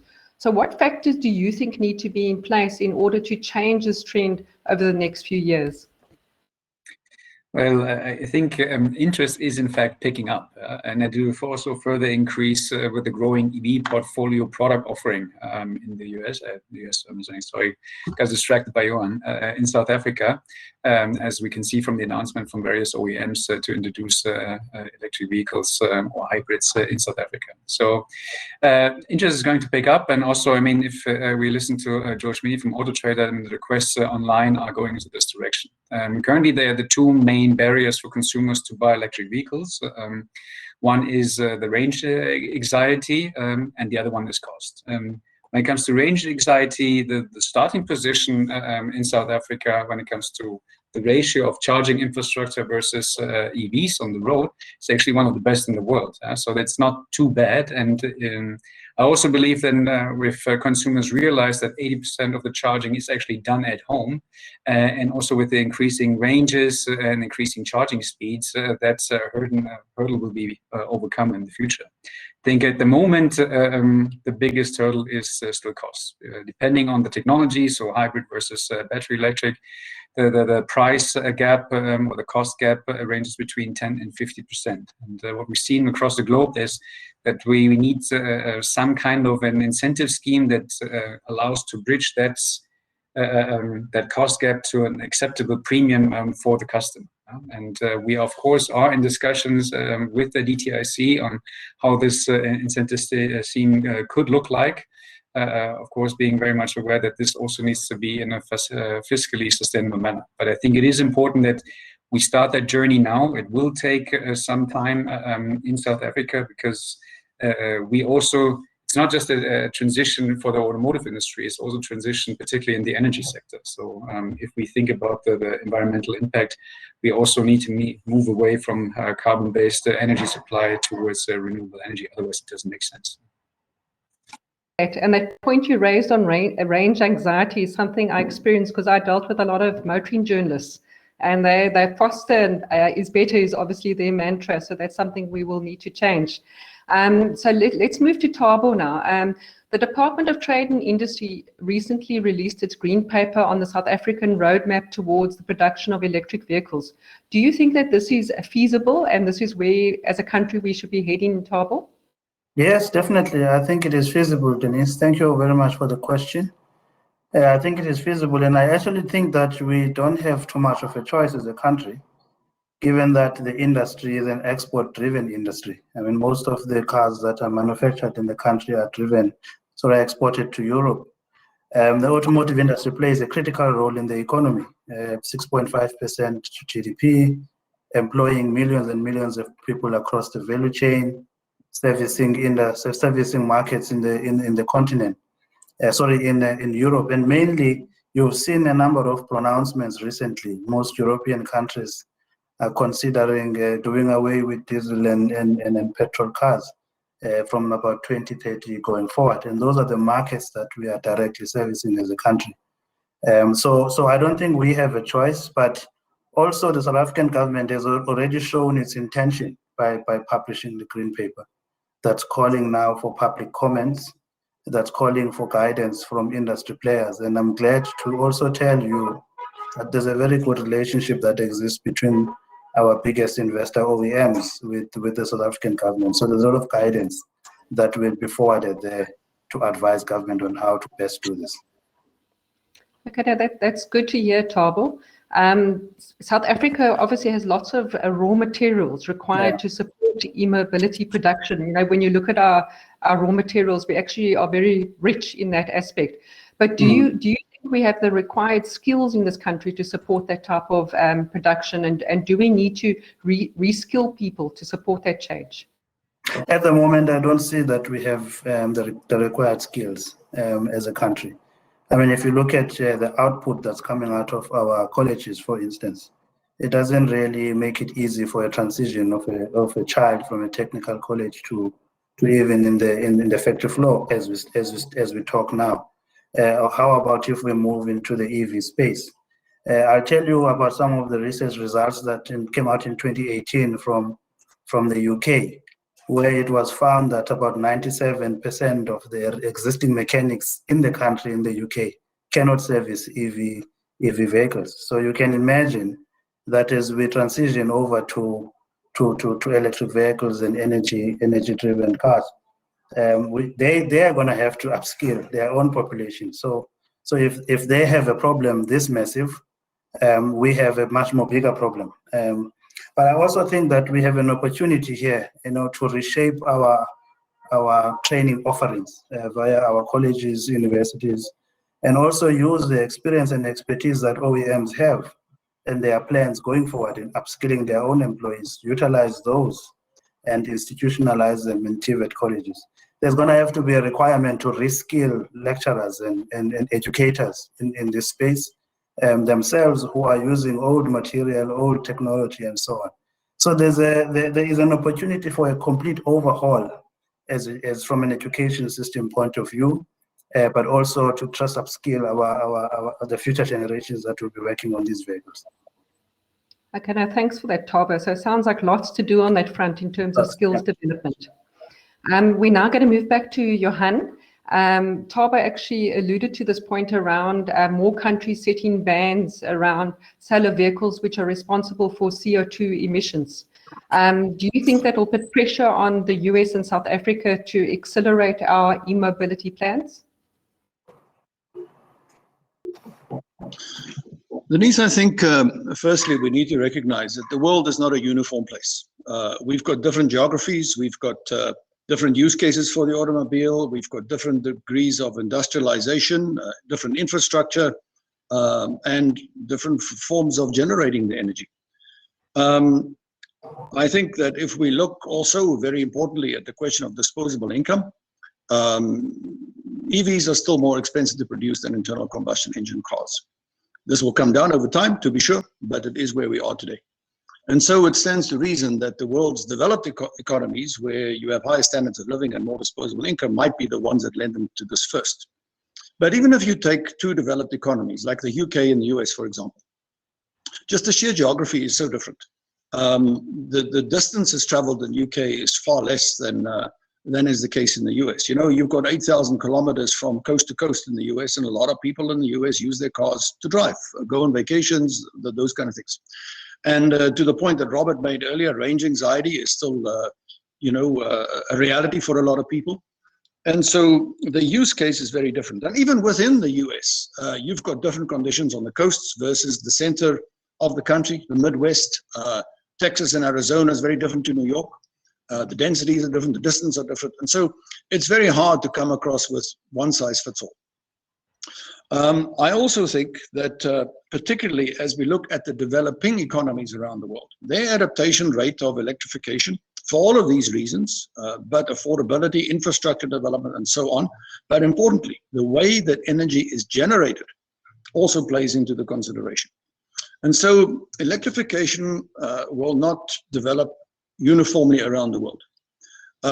And I think that the developed economies, where they've already got their arms around cleaning up smokestack emissions, allows them to shift the focus now to cleaning up the tailpipes. It's no good we switch to EVs, you clean up the EV emissions, but you move the CO2 emissions and the pollution upstream to where it's generated. And so economies like France, where they already have the majority of their energy being generated not emitting CO2, is more prevalently set up to incentivize electrification. It makes sense. I would dare say countries like the US and South Africa, which still rely very heavily on coal, that's where the investments in have to go first before you invest very aggressively the adoption of EVs. And I would also just say that in many of the developing countries around the world, the car park is old. Those old cars are polluters. And before we can switch to electrification, we'd already make a great leap in reducing CO2 emissions if we could renew the conventional fleet with modern, efficient internal combustion engines, while the infrastructure still catches up over time to produce clean energy at source. A complex answer to a complex problem. Yeah, and I've seen there's some questions in the question box, and maybe if we can quickly go to them. There's Salvan Pillay has spoken about load shedding posing a challenge to electric vehicles, and Elvis has asked about the benefit of electric vehicles. And I thought maybe I would ask Robert Susic to please respond to that in terms of your views, having been here for a couple of months in South Africa now. Thank you. I mean, yeah, I have to admit the concept of load shedding is new when you arrive from Germany. But actually also in that respect, I mean, not at the moment, but probably in the next 2 or 3 years, technology will allow for bi-directional charging. And we had already the discussions about smart grids for a long time now. Now with the introduction of EVs, this might come to reality that load shedding can be overcome with a certain share of EVs or battery electric vehicles that will shape off the peaks or peak loads. So, I mean, I guess many people here have inverters at home. Actually, you could have a mobile inverter that they can use at home, or actually that also tries to save the energy in a parking lot during the day. We are installing solar panels here at in Kariga and try to capture this energy source. So I guess that first, they could in the future play an important role and actually to overcome that issue.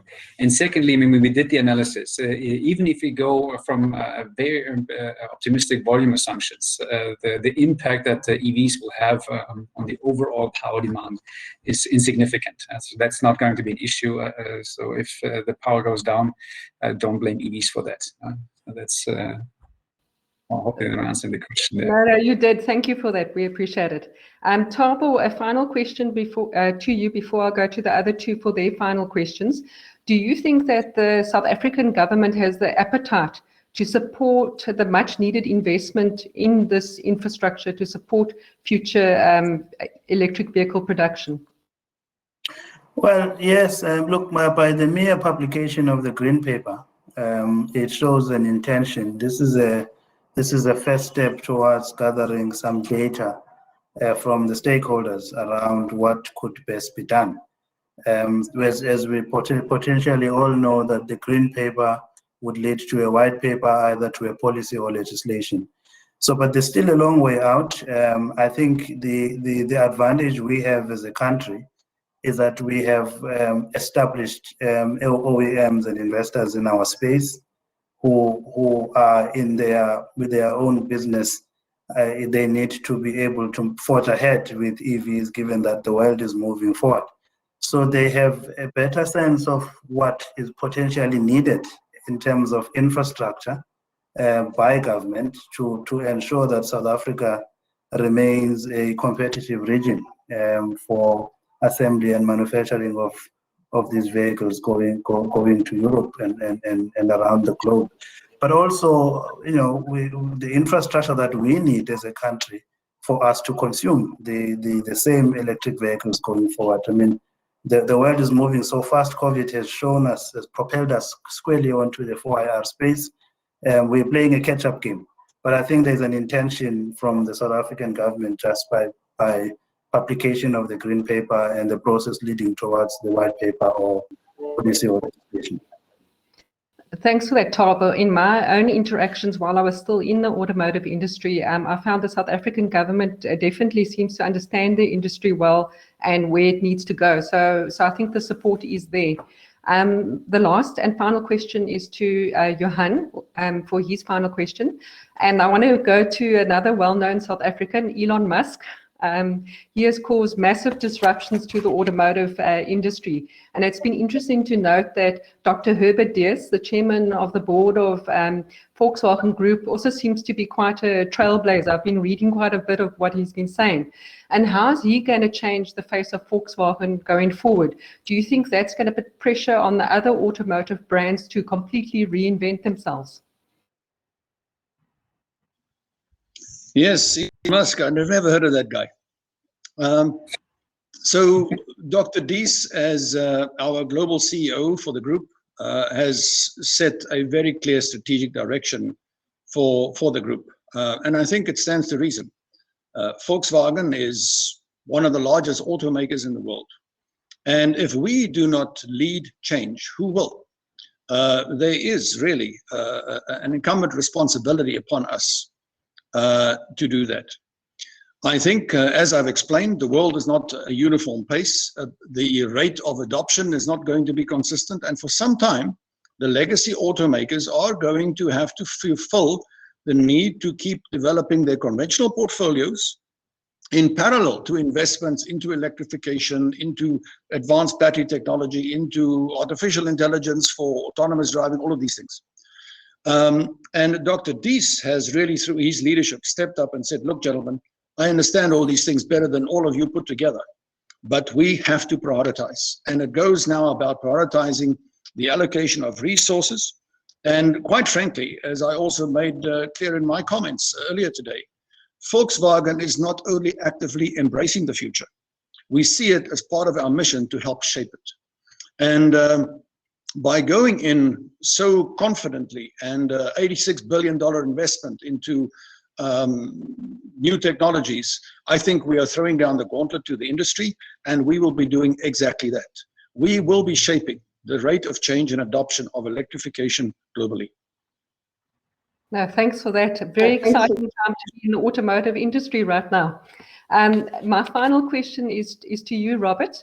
Really, when you think about it, the automotive industry has not really changed its business model much since Carl Benz first invented the first car powered by a gas engine in 1886. Do you think that's about to change, especially given what Johan just told us? Yeah, definitely. And we've been discussing the transition to EVs, and I think that's actually the easy part of it, because that's still sort of product engineering, sort of mechanics, electric, the tangible products. But what also here Herbert Diess is pronouncing that we need to move to a software-enabled environment, being a digitally driven company. And I think that is a particular challenge, not only for us, but for any traditional OEM, because we've been very much so hardware focused. And also if I look in our leadership team, so Johan and myself, I mean, sometimes we struggle to use collaboration tools properly, like Zoom or Teams. Now we need to think about sort of new technology. What can we do with data? So I guess there are two things that we need to do also as a leadership team. First thing is to really understand the opportunities that lie within sort of increased speed of innovation with the amount of data that we can creating new business models, and we need to start to get creative about it. Or if we are unable to be creative about it, then at least listen to our teams that are young and embracing that future. And the second thing that's probably even more difficult is we need to understand our customer beyond this individual mobility needs. So we need to understand how they live, how they work, how they interact, because I mean, there is the big opportunity. But there is also, in my view, the biggest threat that we see from new entrants into this space. Thank you very much for that, Robert. Gentlemen, thank you all for your great insights today. It's clear that the great automotive reset is upon us, and those players, I think, that are agile, innovative, and open-minded are the ones who are going to emerge stronger from this and will have long-term sustainability. And to our audience, thank you for connecting to the automotive panel discussion. We hope that it was time well spent, and it will spur you on to consider what resets you need to do in your own businesses. So now it gives me great pleasure to hand you back to Russell. Thank you. Thank you. Thanks so much, Denise, and thank you very much to that terrific panel. Really fantastic. You know, one of the things that I was just reflecting on as we heard Johan talking about Volkswagen's commitment, not just to be in the future, but shape the future. It really is the boldness of a lot of companies that are moving in this space. And I don't know how many of you saw recently, for instance, Philip Morris, who've made the declaration that within 10 years they will not sell Marlboro cigarettes. For a company that was anchored in the tobacco industry and for a long time made hand over fist money in that business, they've determined that that is not a viable path forward. Much in the same way, but for completely different reasons, as you look at Volkswagen embracing this, the new generation of electrification. So fantastic panel. Denise, you were masterful. Thank you for hosting all of our contributors. That was just terrific. I'm really excited about our last session that we have today. We kind of, do we save the best for last, or is it just a well-rounded, whatever which way you look at it.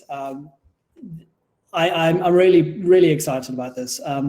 Dr. Foster, who's about to come up, is the executive director of the Massimanyani Women's Rights International Group, and I'm not sure if I pronounced that right, but she founded and is the director of this organization.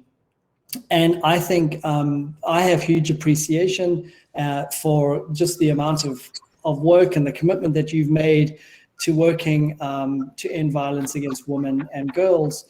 What a lot of people may not know is that you're on the President's Gender-Based Violence and Femicide Board of Directors, but you've also spent some time, as I learned, working in Iraq, Jordan, Syria, Kuwait, Turkey, and Egypt, and we're part of a Middle East task force addressing the trafficking of women and girls, which is so incredibly not just noble but hard. I've got to imagine it's incredibly hard work. I don't even know if you'd say it's rewarding when you have success, because it's just such a problem around the world. You've been nominated for the alternate Nobel Peace Prize through the 1000 Women's Nobel Peace Prize initiative. You really have blazed some trails in this space, and I'm really excited to just shift our focus a little bit as we start to think now about really the role of civil society in reshaping our future, particularly given COVID and so on. So, Dr. Foster, thank you for your time. Thank you for sharing your insights and your wisdom with us. And with that, I'm going to let you take it away. Thank you very much, Russell, and good afternoon to everybody. I want to thank Nelson Mandela Business School for having the courage to bring on a grassroots activist into this conversation about the possibility of hope and change, and what the role the civil society plays. I will focus much of my attention on the leadership of women. I link very much what we do to leadership. So I hope that you will find some of this very interesting. The topic of my discussion is the role of civil society to reshape the future, global grief and hope. I'm going to share some of the work that has been done in this space. But I want to start off by acknowledging the terrible unrest that occurred in our country. I want to express my sincere condolences to the families of the almost 300 people who lost their lives, because it's not just the families that have lost people, but we as a society that have. And it is a sad indictment on ourselves that this has occurred. The mayhem, the shock, the horror that occurred over the last few weeks has given us much outrage, and I need say embarrassment as a country. And all of this happened in the face of a raging COVID pandemic, which was taking lives at an unprecedented rate. There was no concern during these unrests for the pandemic and how it was being fueled by that particular incident. What transpired in this week in the last 2 weeks, speaks to a failure of political leadership. Quite a few people have spoken that. It is our role as civil society organizations to call out the state when it has not responded adequately. The ineptitude to have adequate intelligence that forms responses was shocking to all of us. And then poorly resourced state agencies and corruption within those state agencies reminded us of the state capture project and what that has done to our society, our state, and our communities as a whole. What was very inspiring was that the first responders to that were communities themselves, civil society organizations, individuals. They stepped in to provide protection and safety within their own communities. Taxis were the surprising responders who jumped up and said that they would, and they did, protect communities. Others stepped in to clean up, repair, and cover what they could. Across the country, networks were formed to respond to the food crisis that resulted and persists. Civil society organizations came together to analyze the events that took place and to discuss possible responses, including peace-building processes, political engagement, and social support. COVID has decimated all of our communities, but civil society have been the real heroes in the COVID responses. Civil society was critical in responding to the pandemic by providing information and resources which were channeled through them. Civil society organizations provided diverse viewpoints which stimulated debates. They provided services and programs for different population groups. They recognized new and growing needs such as mental health, bereavement and grief counseling, monitored governance related to regulations and labor relations, monitored human rights abuses, and litigated during the lockdown level 5s. So CSOs faced their own challenges, such as inadequate resources, high levels of exposure to the infection, mental health problems due to infections and deaths. And government was forced to partner with CSOs to provide education and awareness raising. I will share examples of two examples, organizations such as ours, which is established, and also grassroots organizations. The pandemic affected lives and livelihoods on a massive scale and intensified poverty and drove food insecurity. While the virus did not discriminate on some levels, many of the systems in place most certainly did, with women, the poor, the marginalized, disproportionately impacted. The crisis made it clearer than ever that we are all connected and that the quest to overcome it cannot afford to leave anyone out.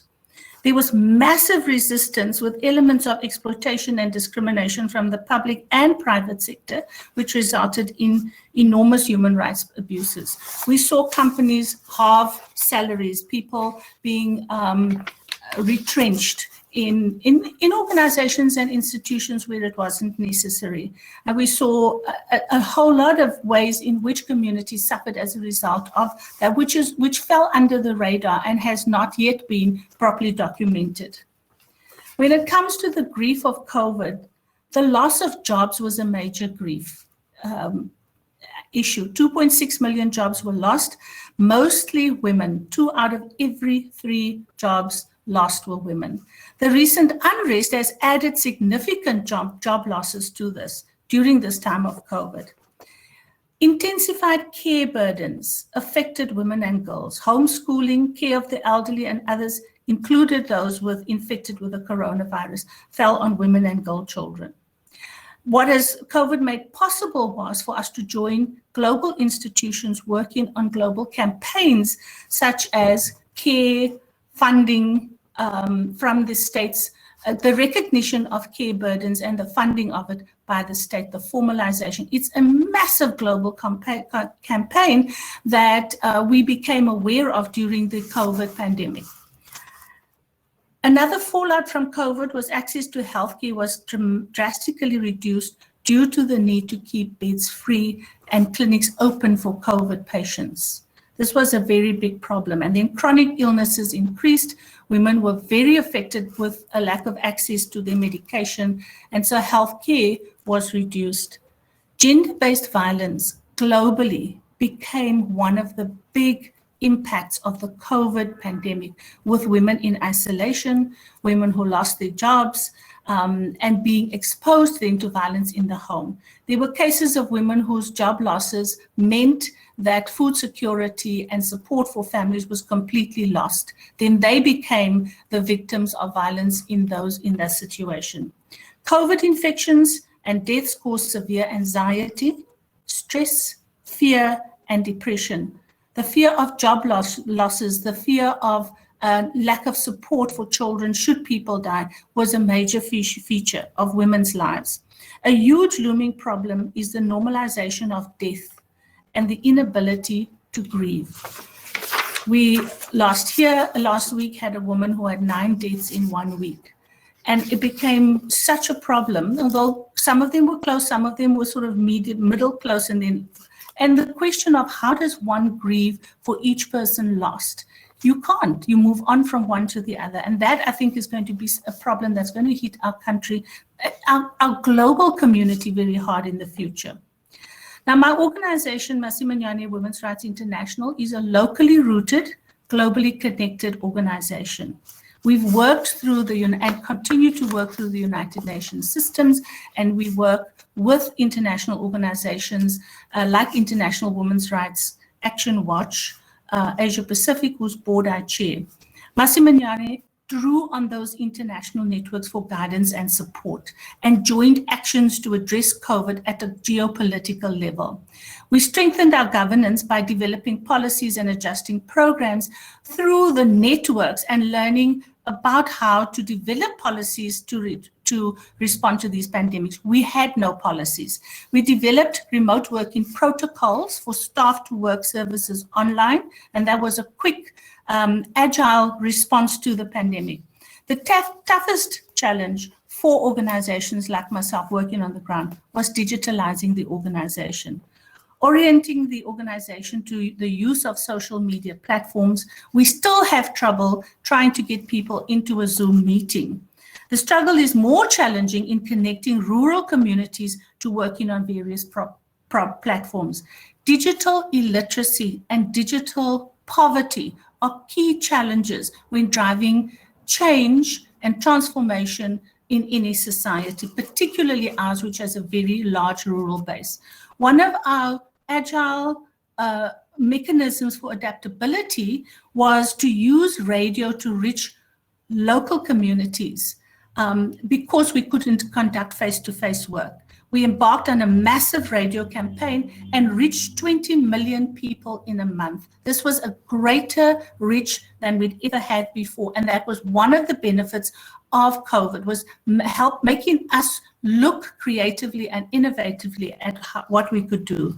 We also, the CSO sector, provided humanitarian aid, meaning that we filled in the gaps created by a lack of state accountability.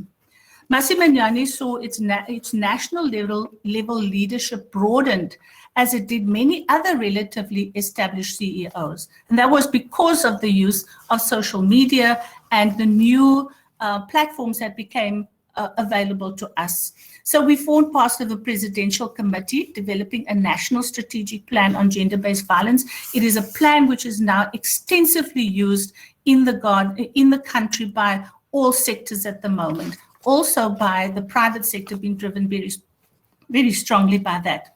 Work with UN Women to develop referral pathways for survivors of gender-based violence. This was a gap that the state has not been able to fill as yet, and we tried to develop those referrals and did a fairly good job of it. We initiated provincial rapid response task teams, and because of that work, were asked to participate in the provincial safety and security initiatives in the province, which is very interesting work to do.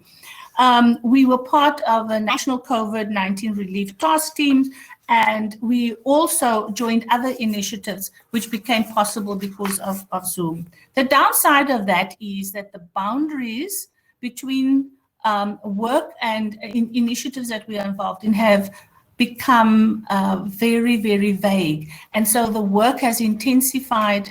We have meetings over longer periods of time. There are no breaks in between and so forth. And that's much the same as is happening everywhere. The other advantage for us was that we were able to advance regional work, and we worked specifically with young women during COVID. And as you can see, well, this was very successful work. We expanded the work into 12 countries across Africa, which has been really powerful because the young women brought a different approach to the work. And they were so clued up on all the social media platforms and how to put work out in the global space at a much faster level than we did. Up until they started the work in April, I had not heard about TikTok and all the various platforms that they're using. I'm becoming a little bit more savvy now. But I think that was one of the values that came into the work as a result of COVID and of the shift to digitalization. Addressing community lived realities, the strategies that were developed spoke to the dearth of adequate responses by the state. They informed, enhanced, and supported communities and states' initiatives.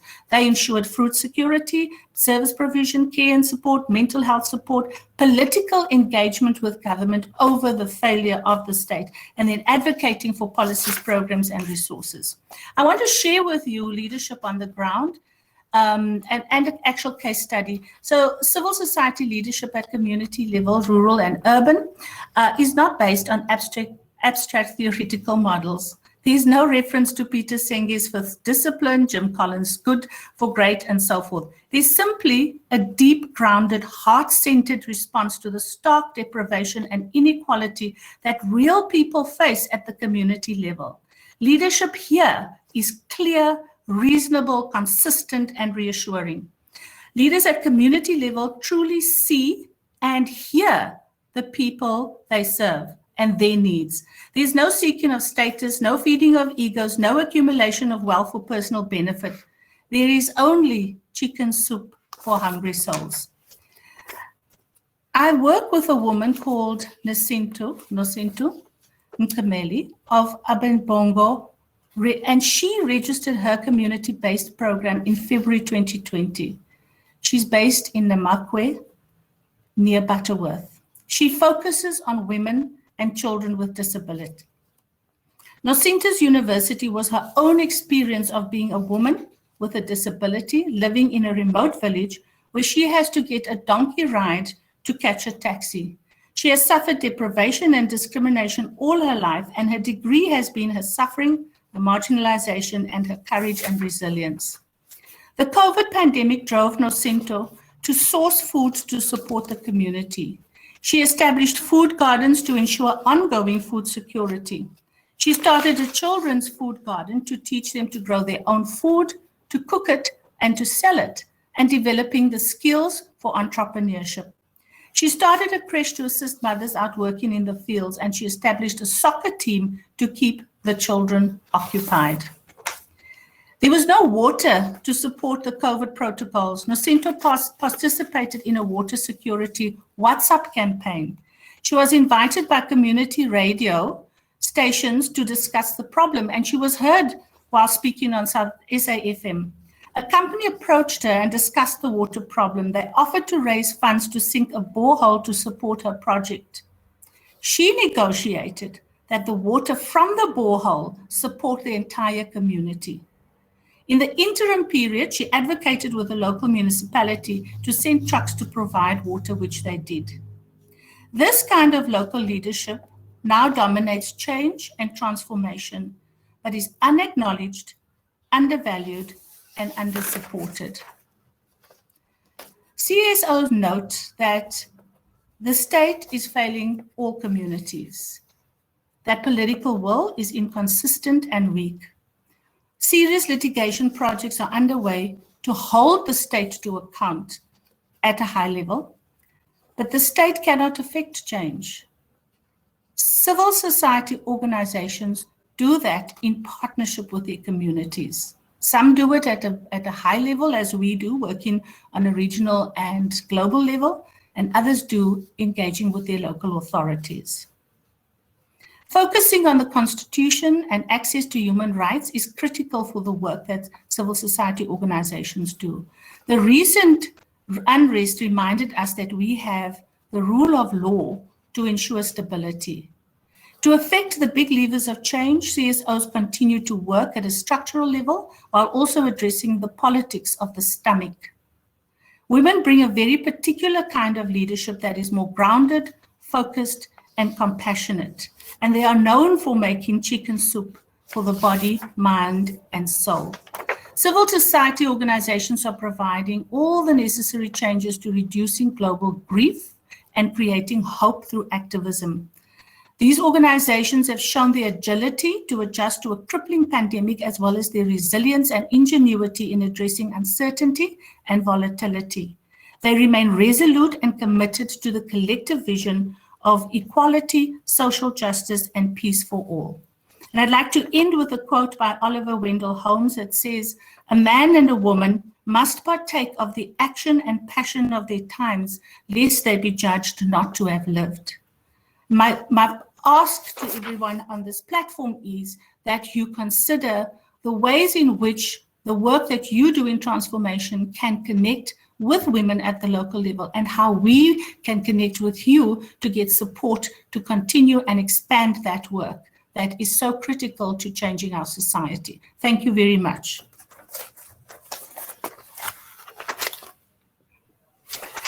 Dr. Foster, thank you so much. That was a terrific. That story of Nasintu is inspiring, and it makes us proud to be around people like that, but it also makes us think, to your point and your challenge to us at the end, what can each of us do? Right. Where can we help to sink a borehole, pay for somebody's education? What is it that we could do to come together?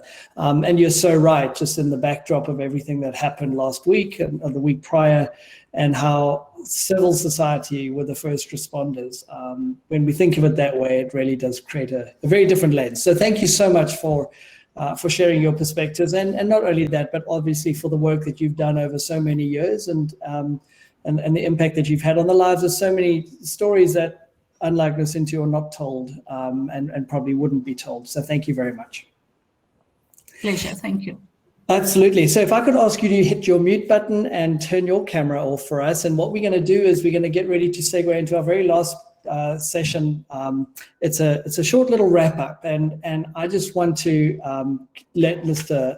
Ahmad Mohammed know that we'll be coming to him in a few seconds. So to get ready. Yeah, we've had a little bit of a whirlwind. Of course, we had our technology challenges. It wouldn't have been a conference if we didn't have some technology challenges. So we had some of those this morning. We had speakers coming in from right there in the Eastern Cape, all the way through to through Chattanooga and elsewhere in the United States.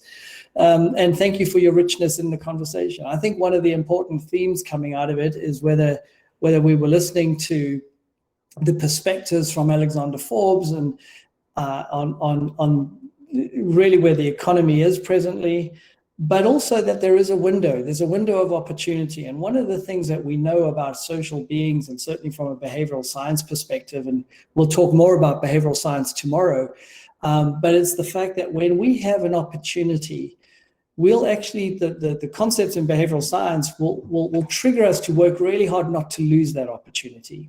So there's a window right now that we have to make sure that we can continue to firm up and show ourselves as worthy of that international investment in the international community.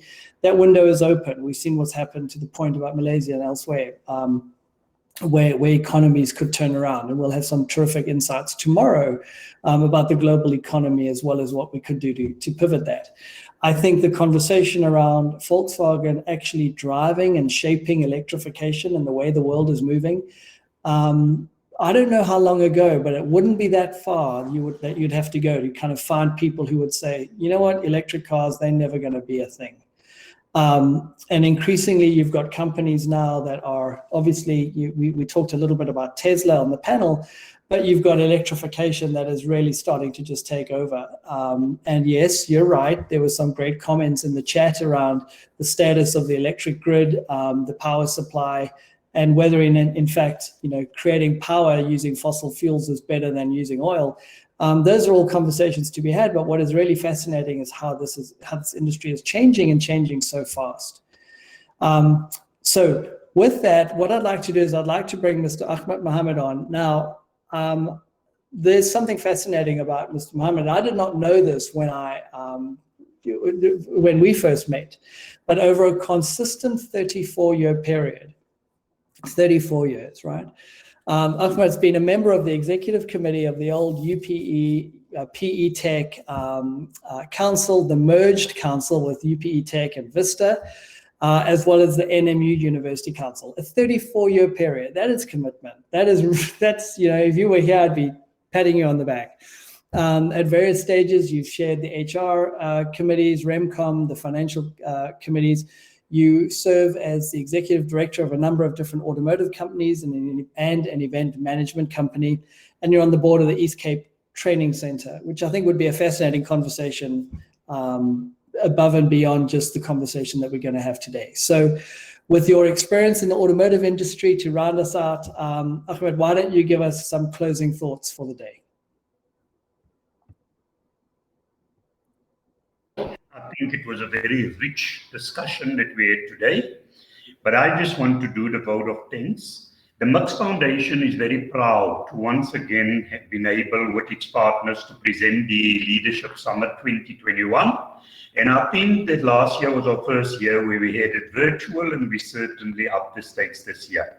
I want to express our thanks first of all to the Vice Chancellor of the University, Nelson Mandela University, for making time available to open our session today.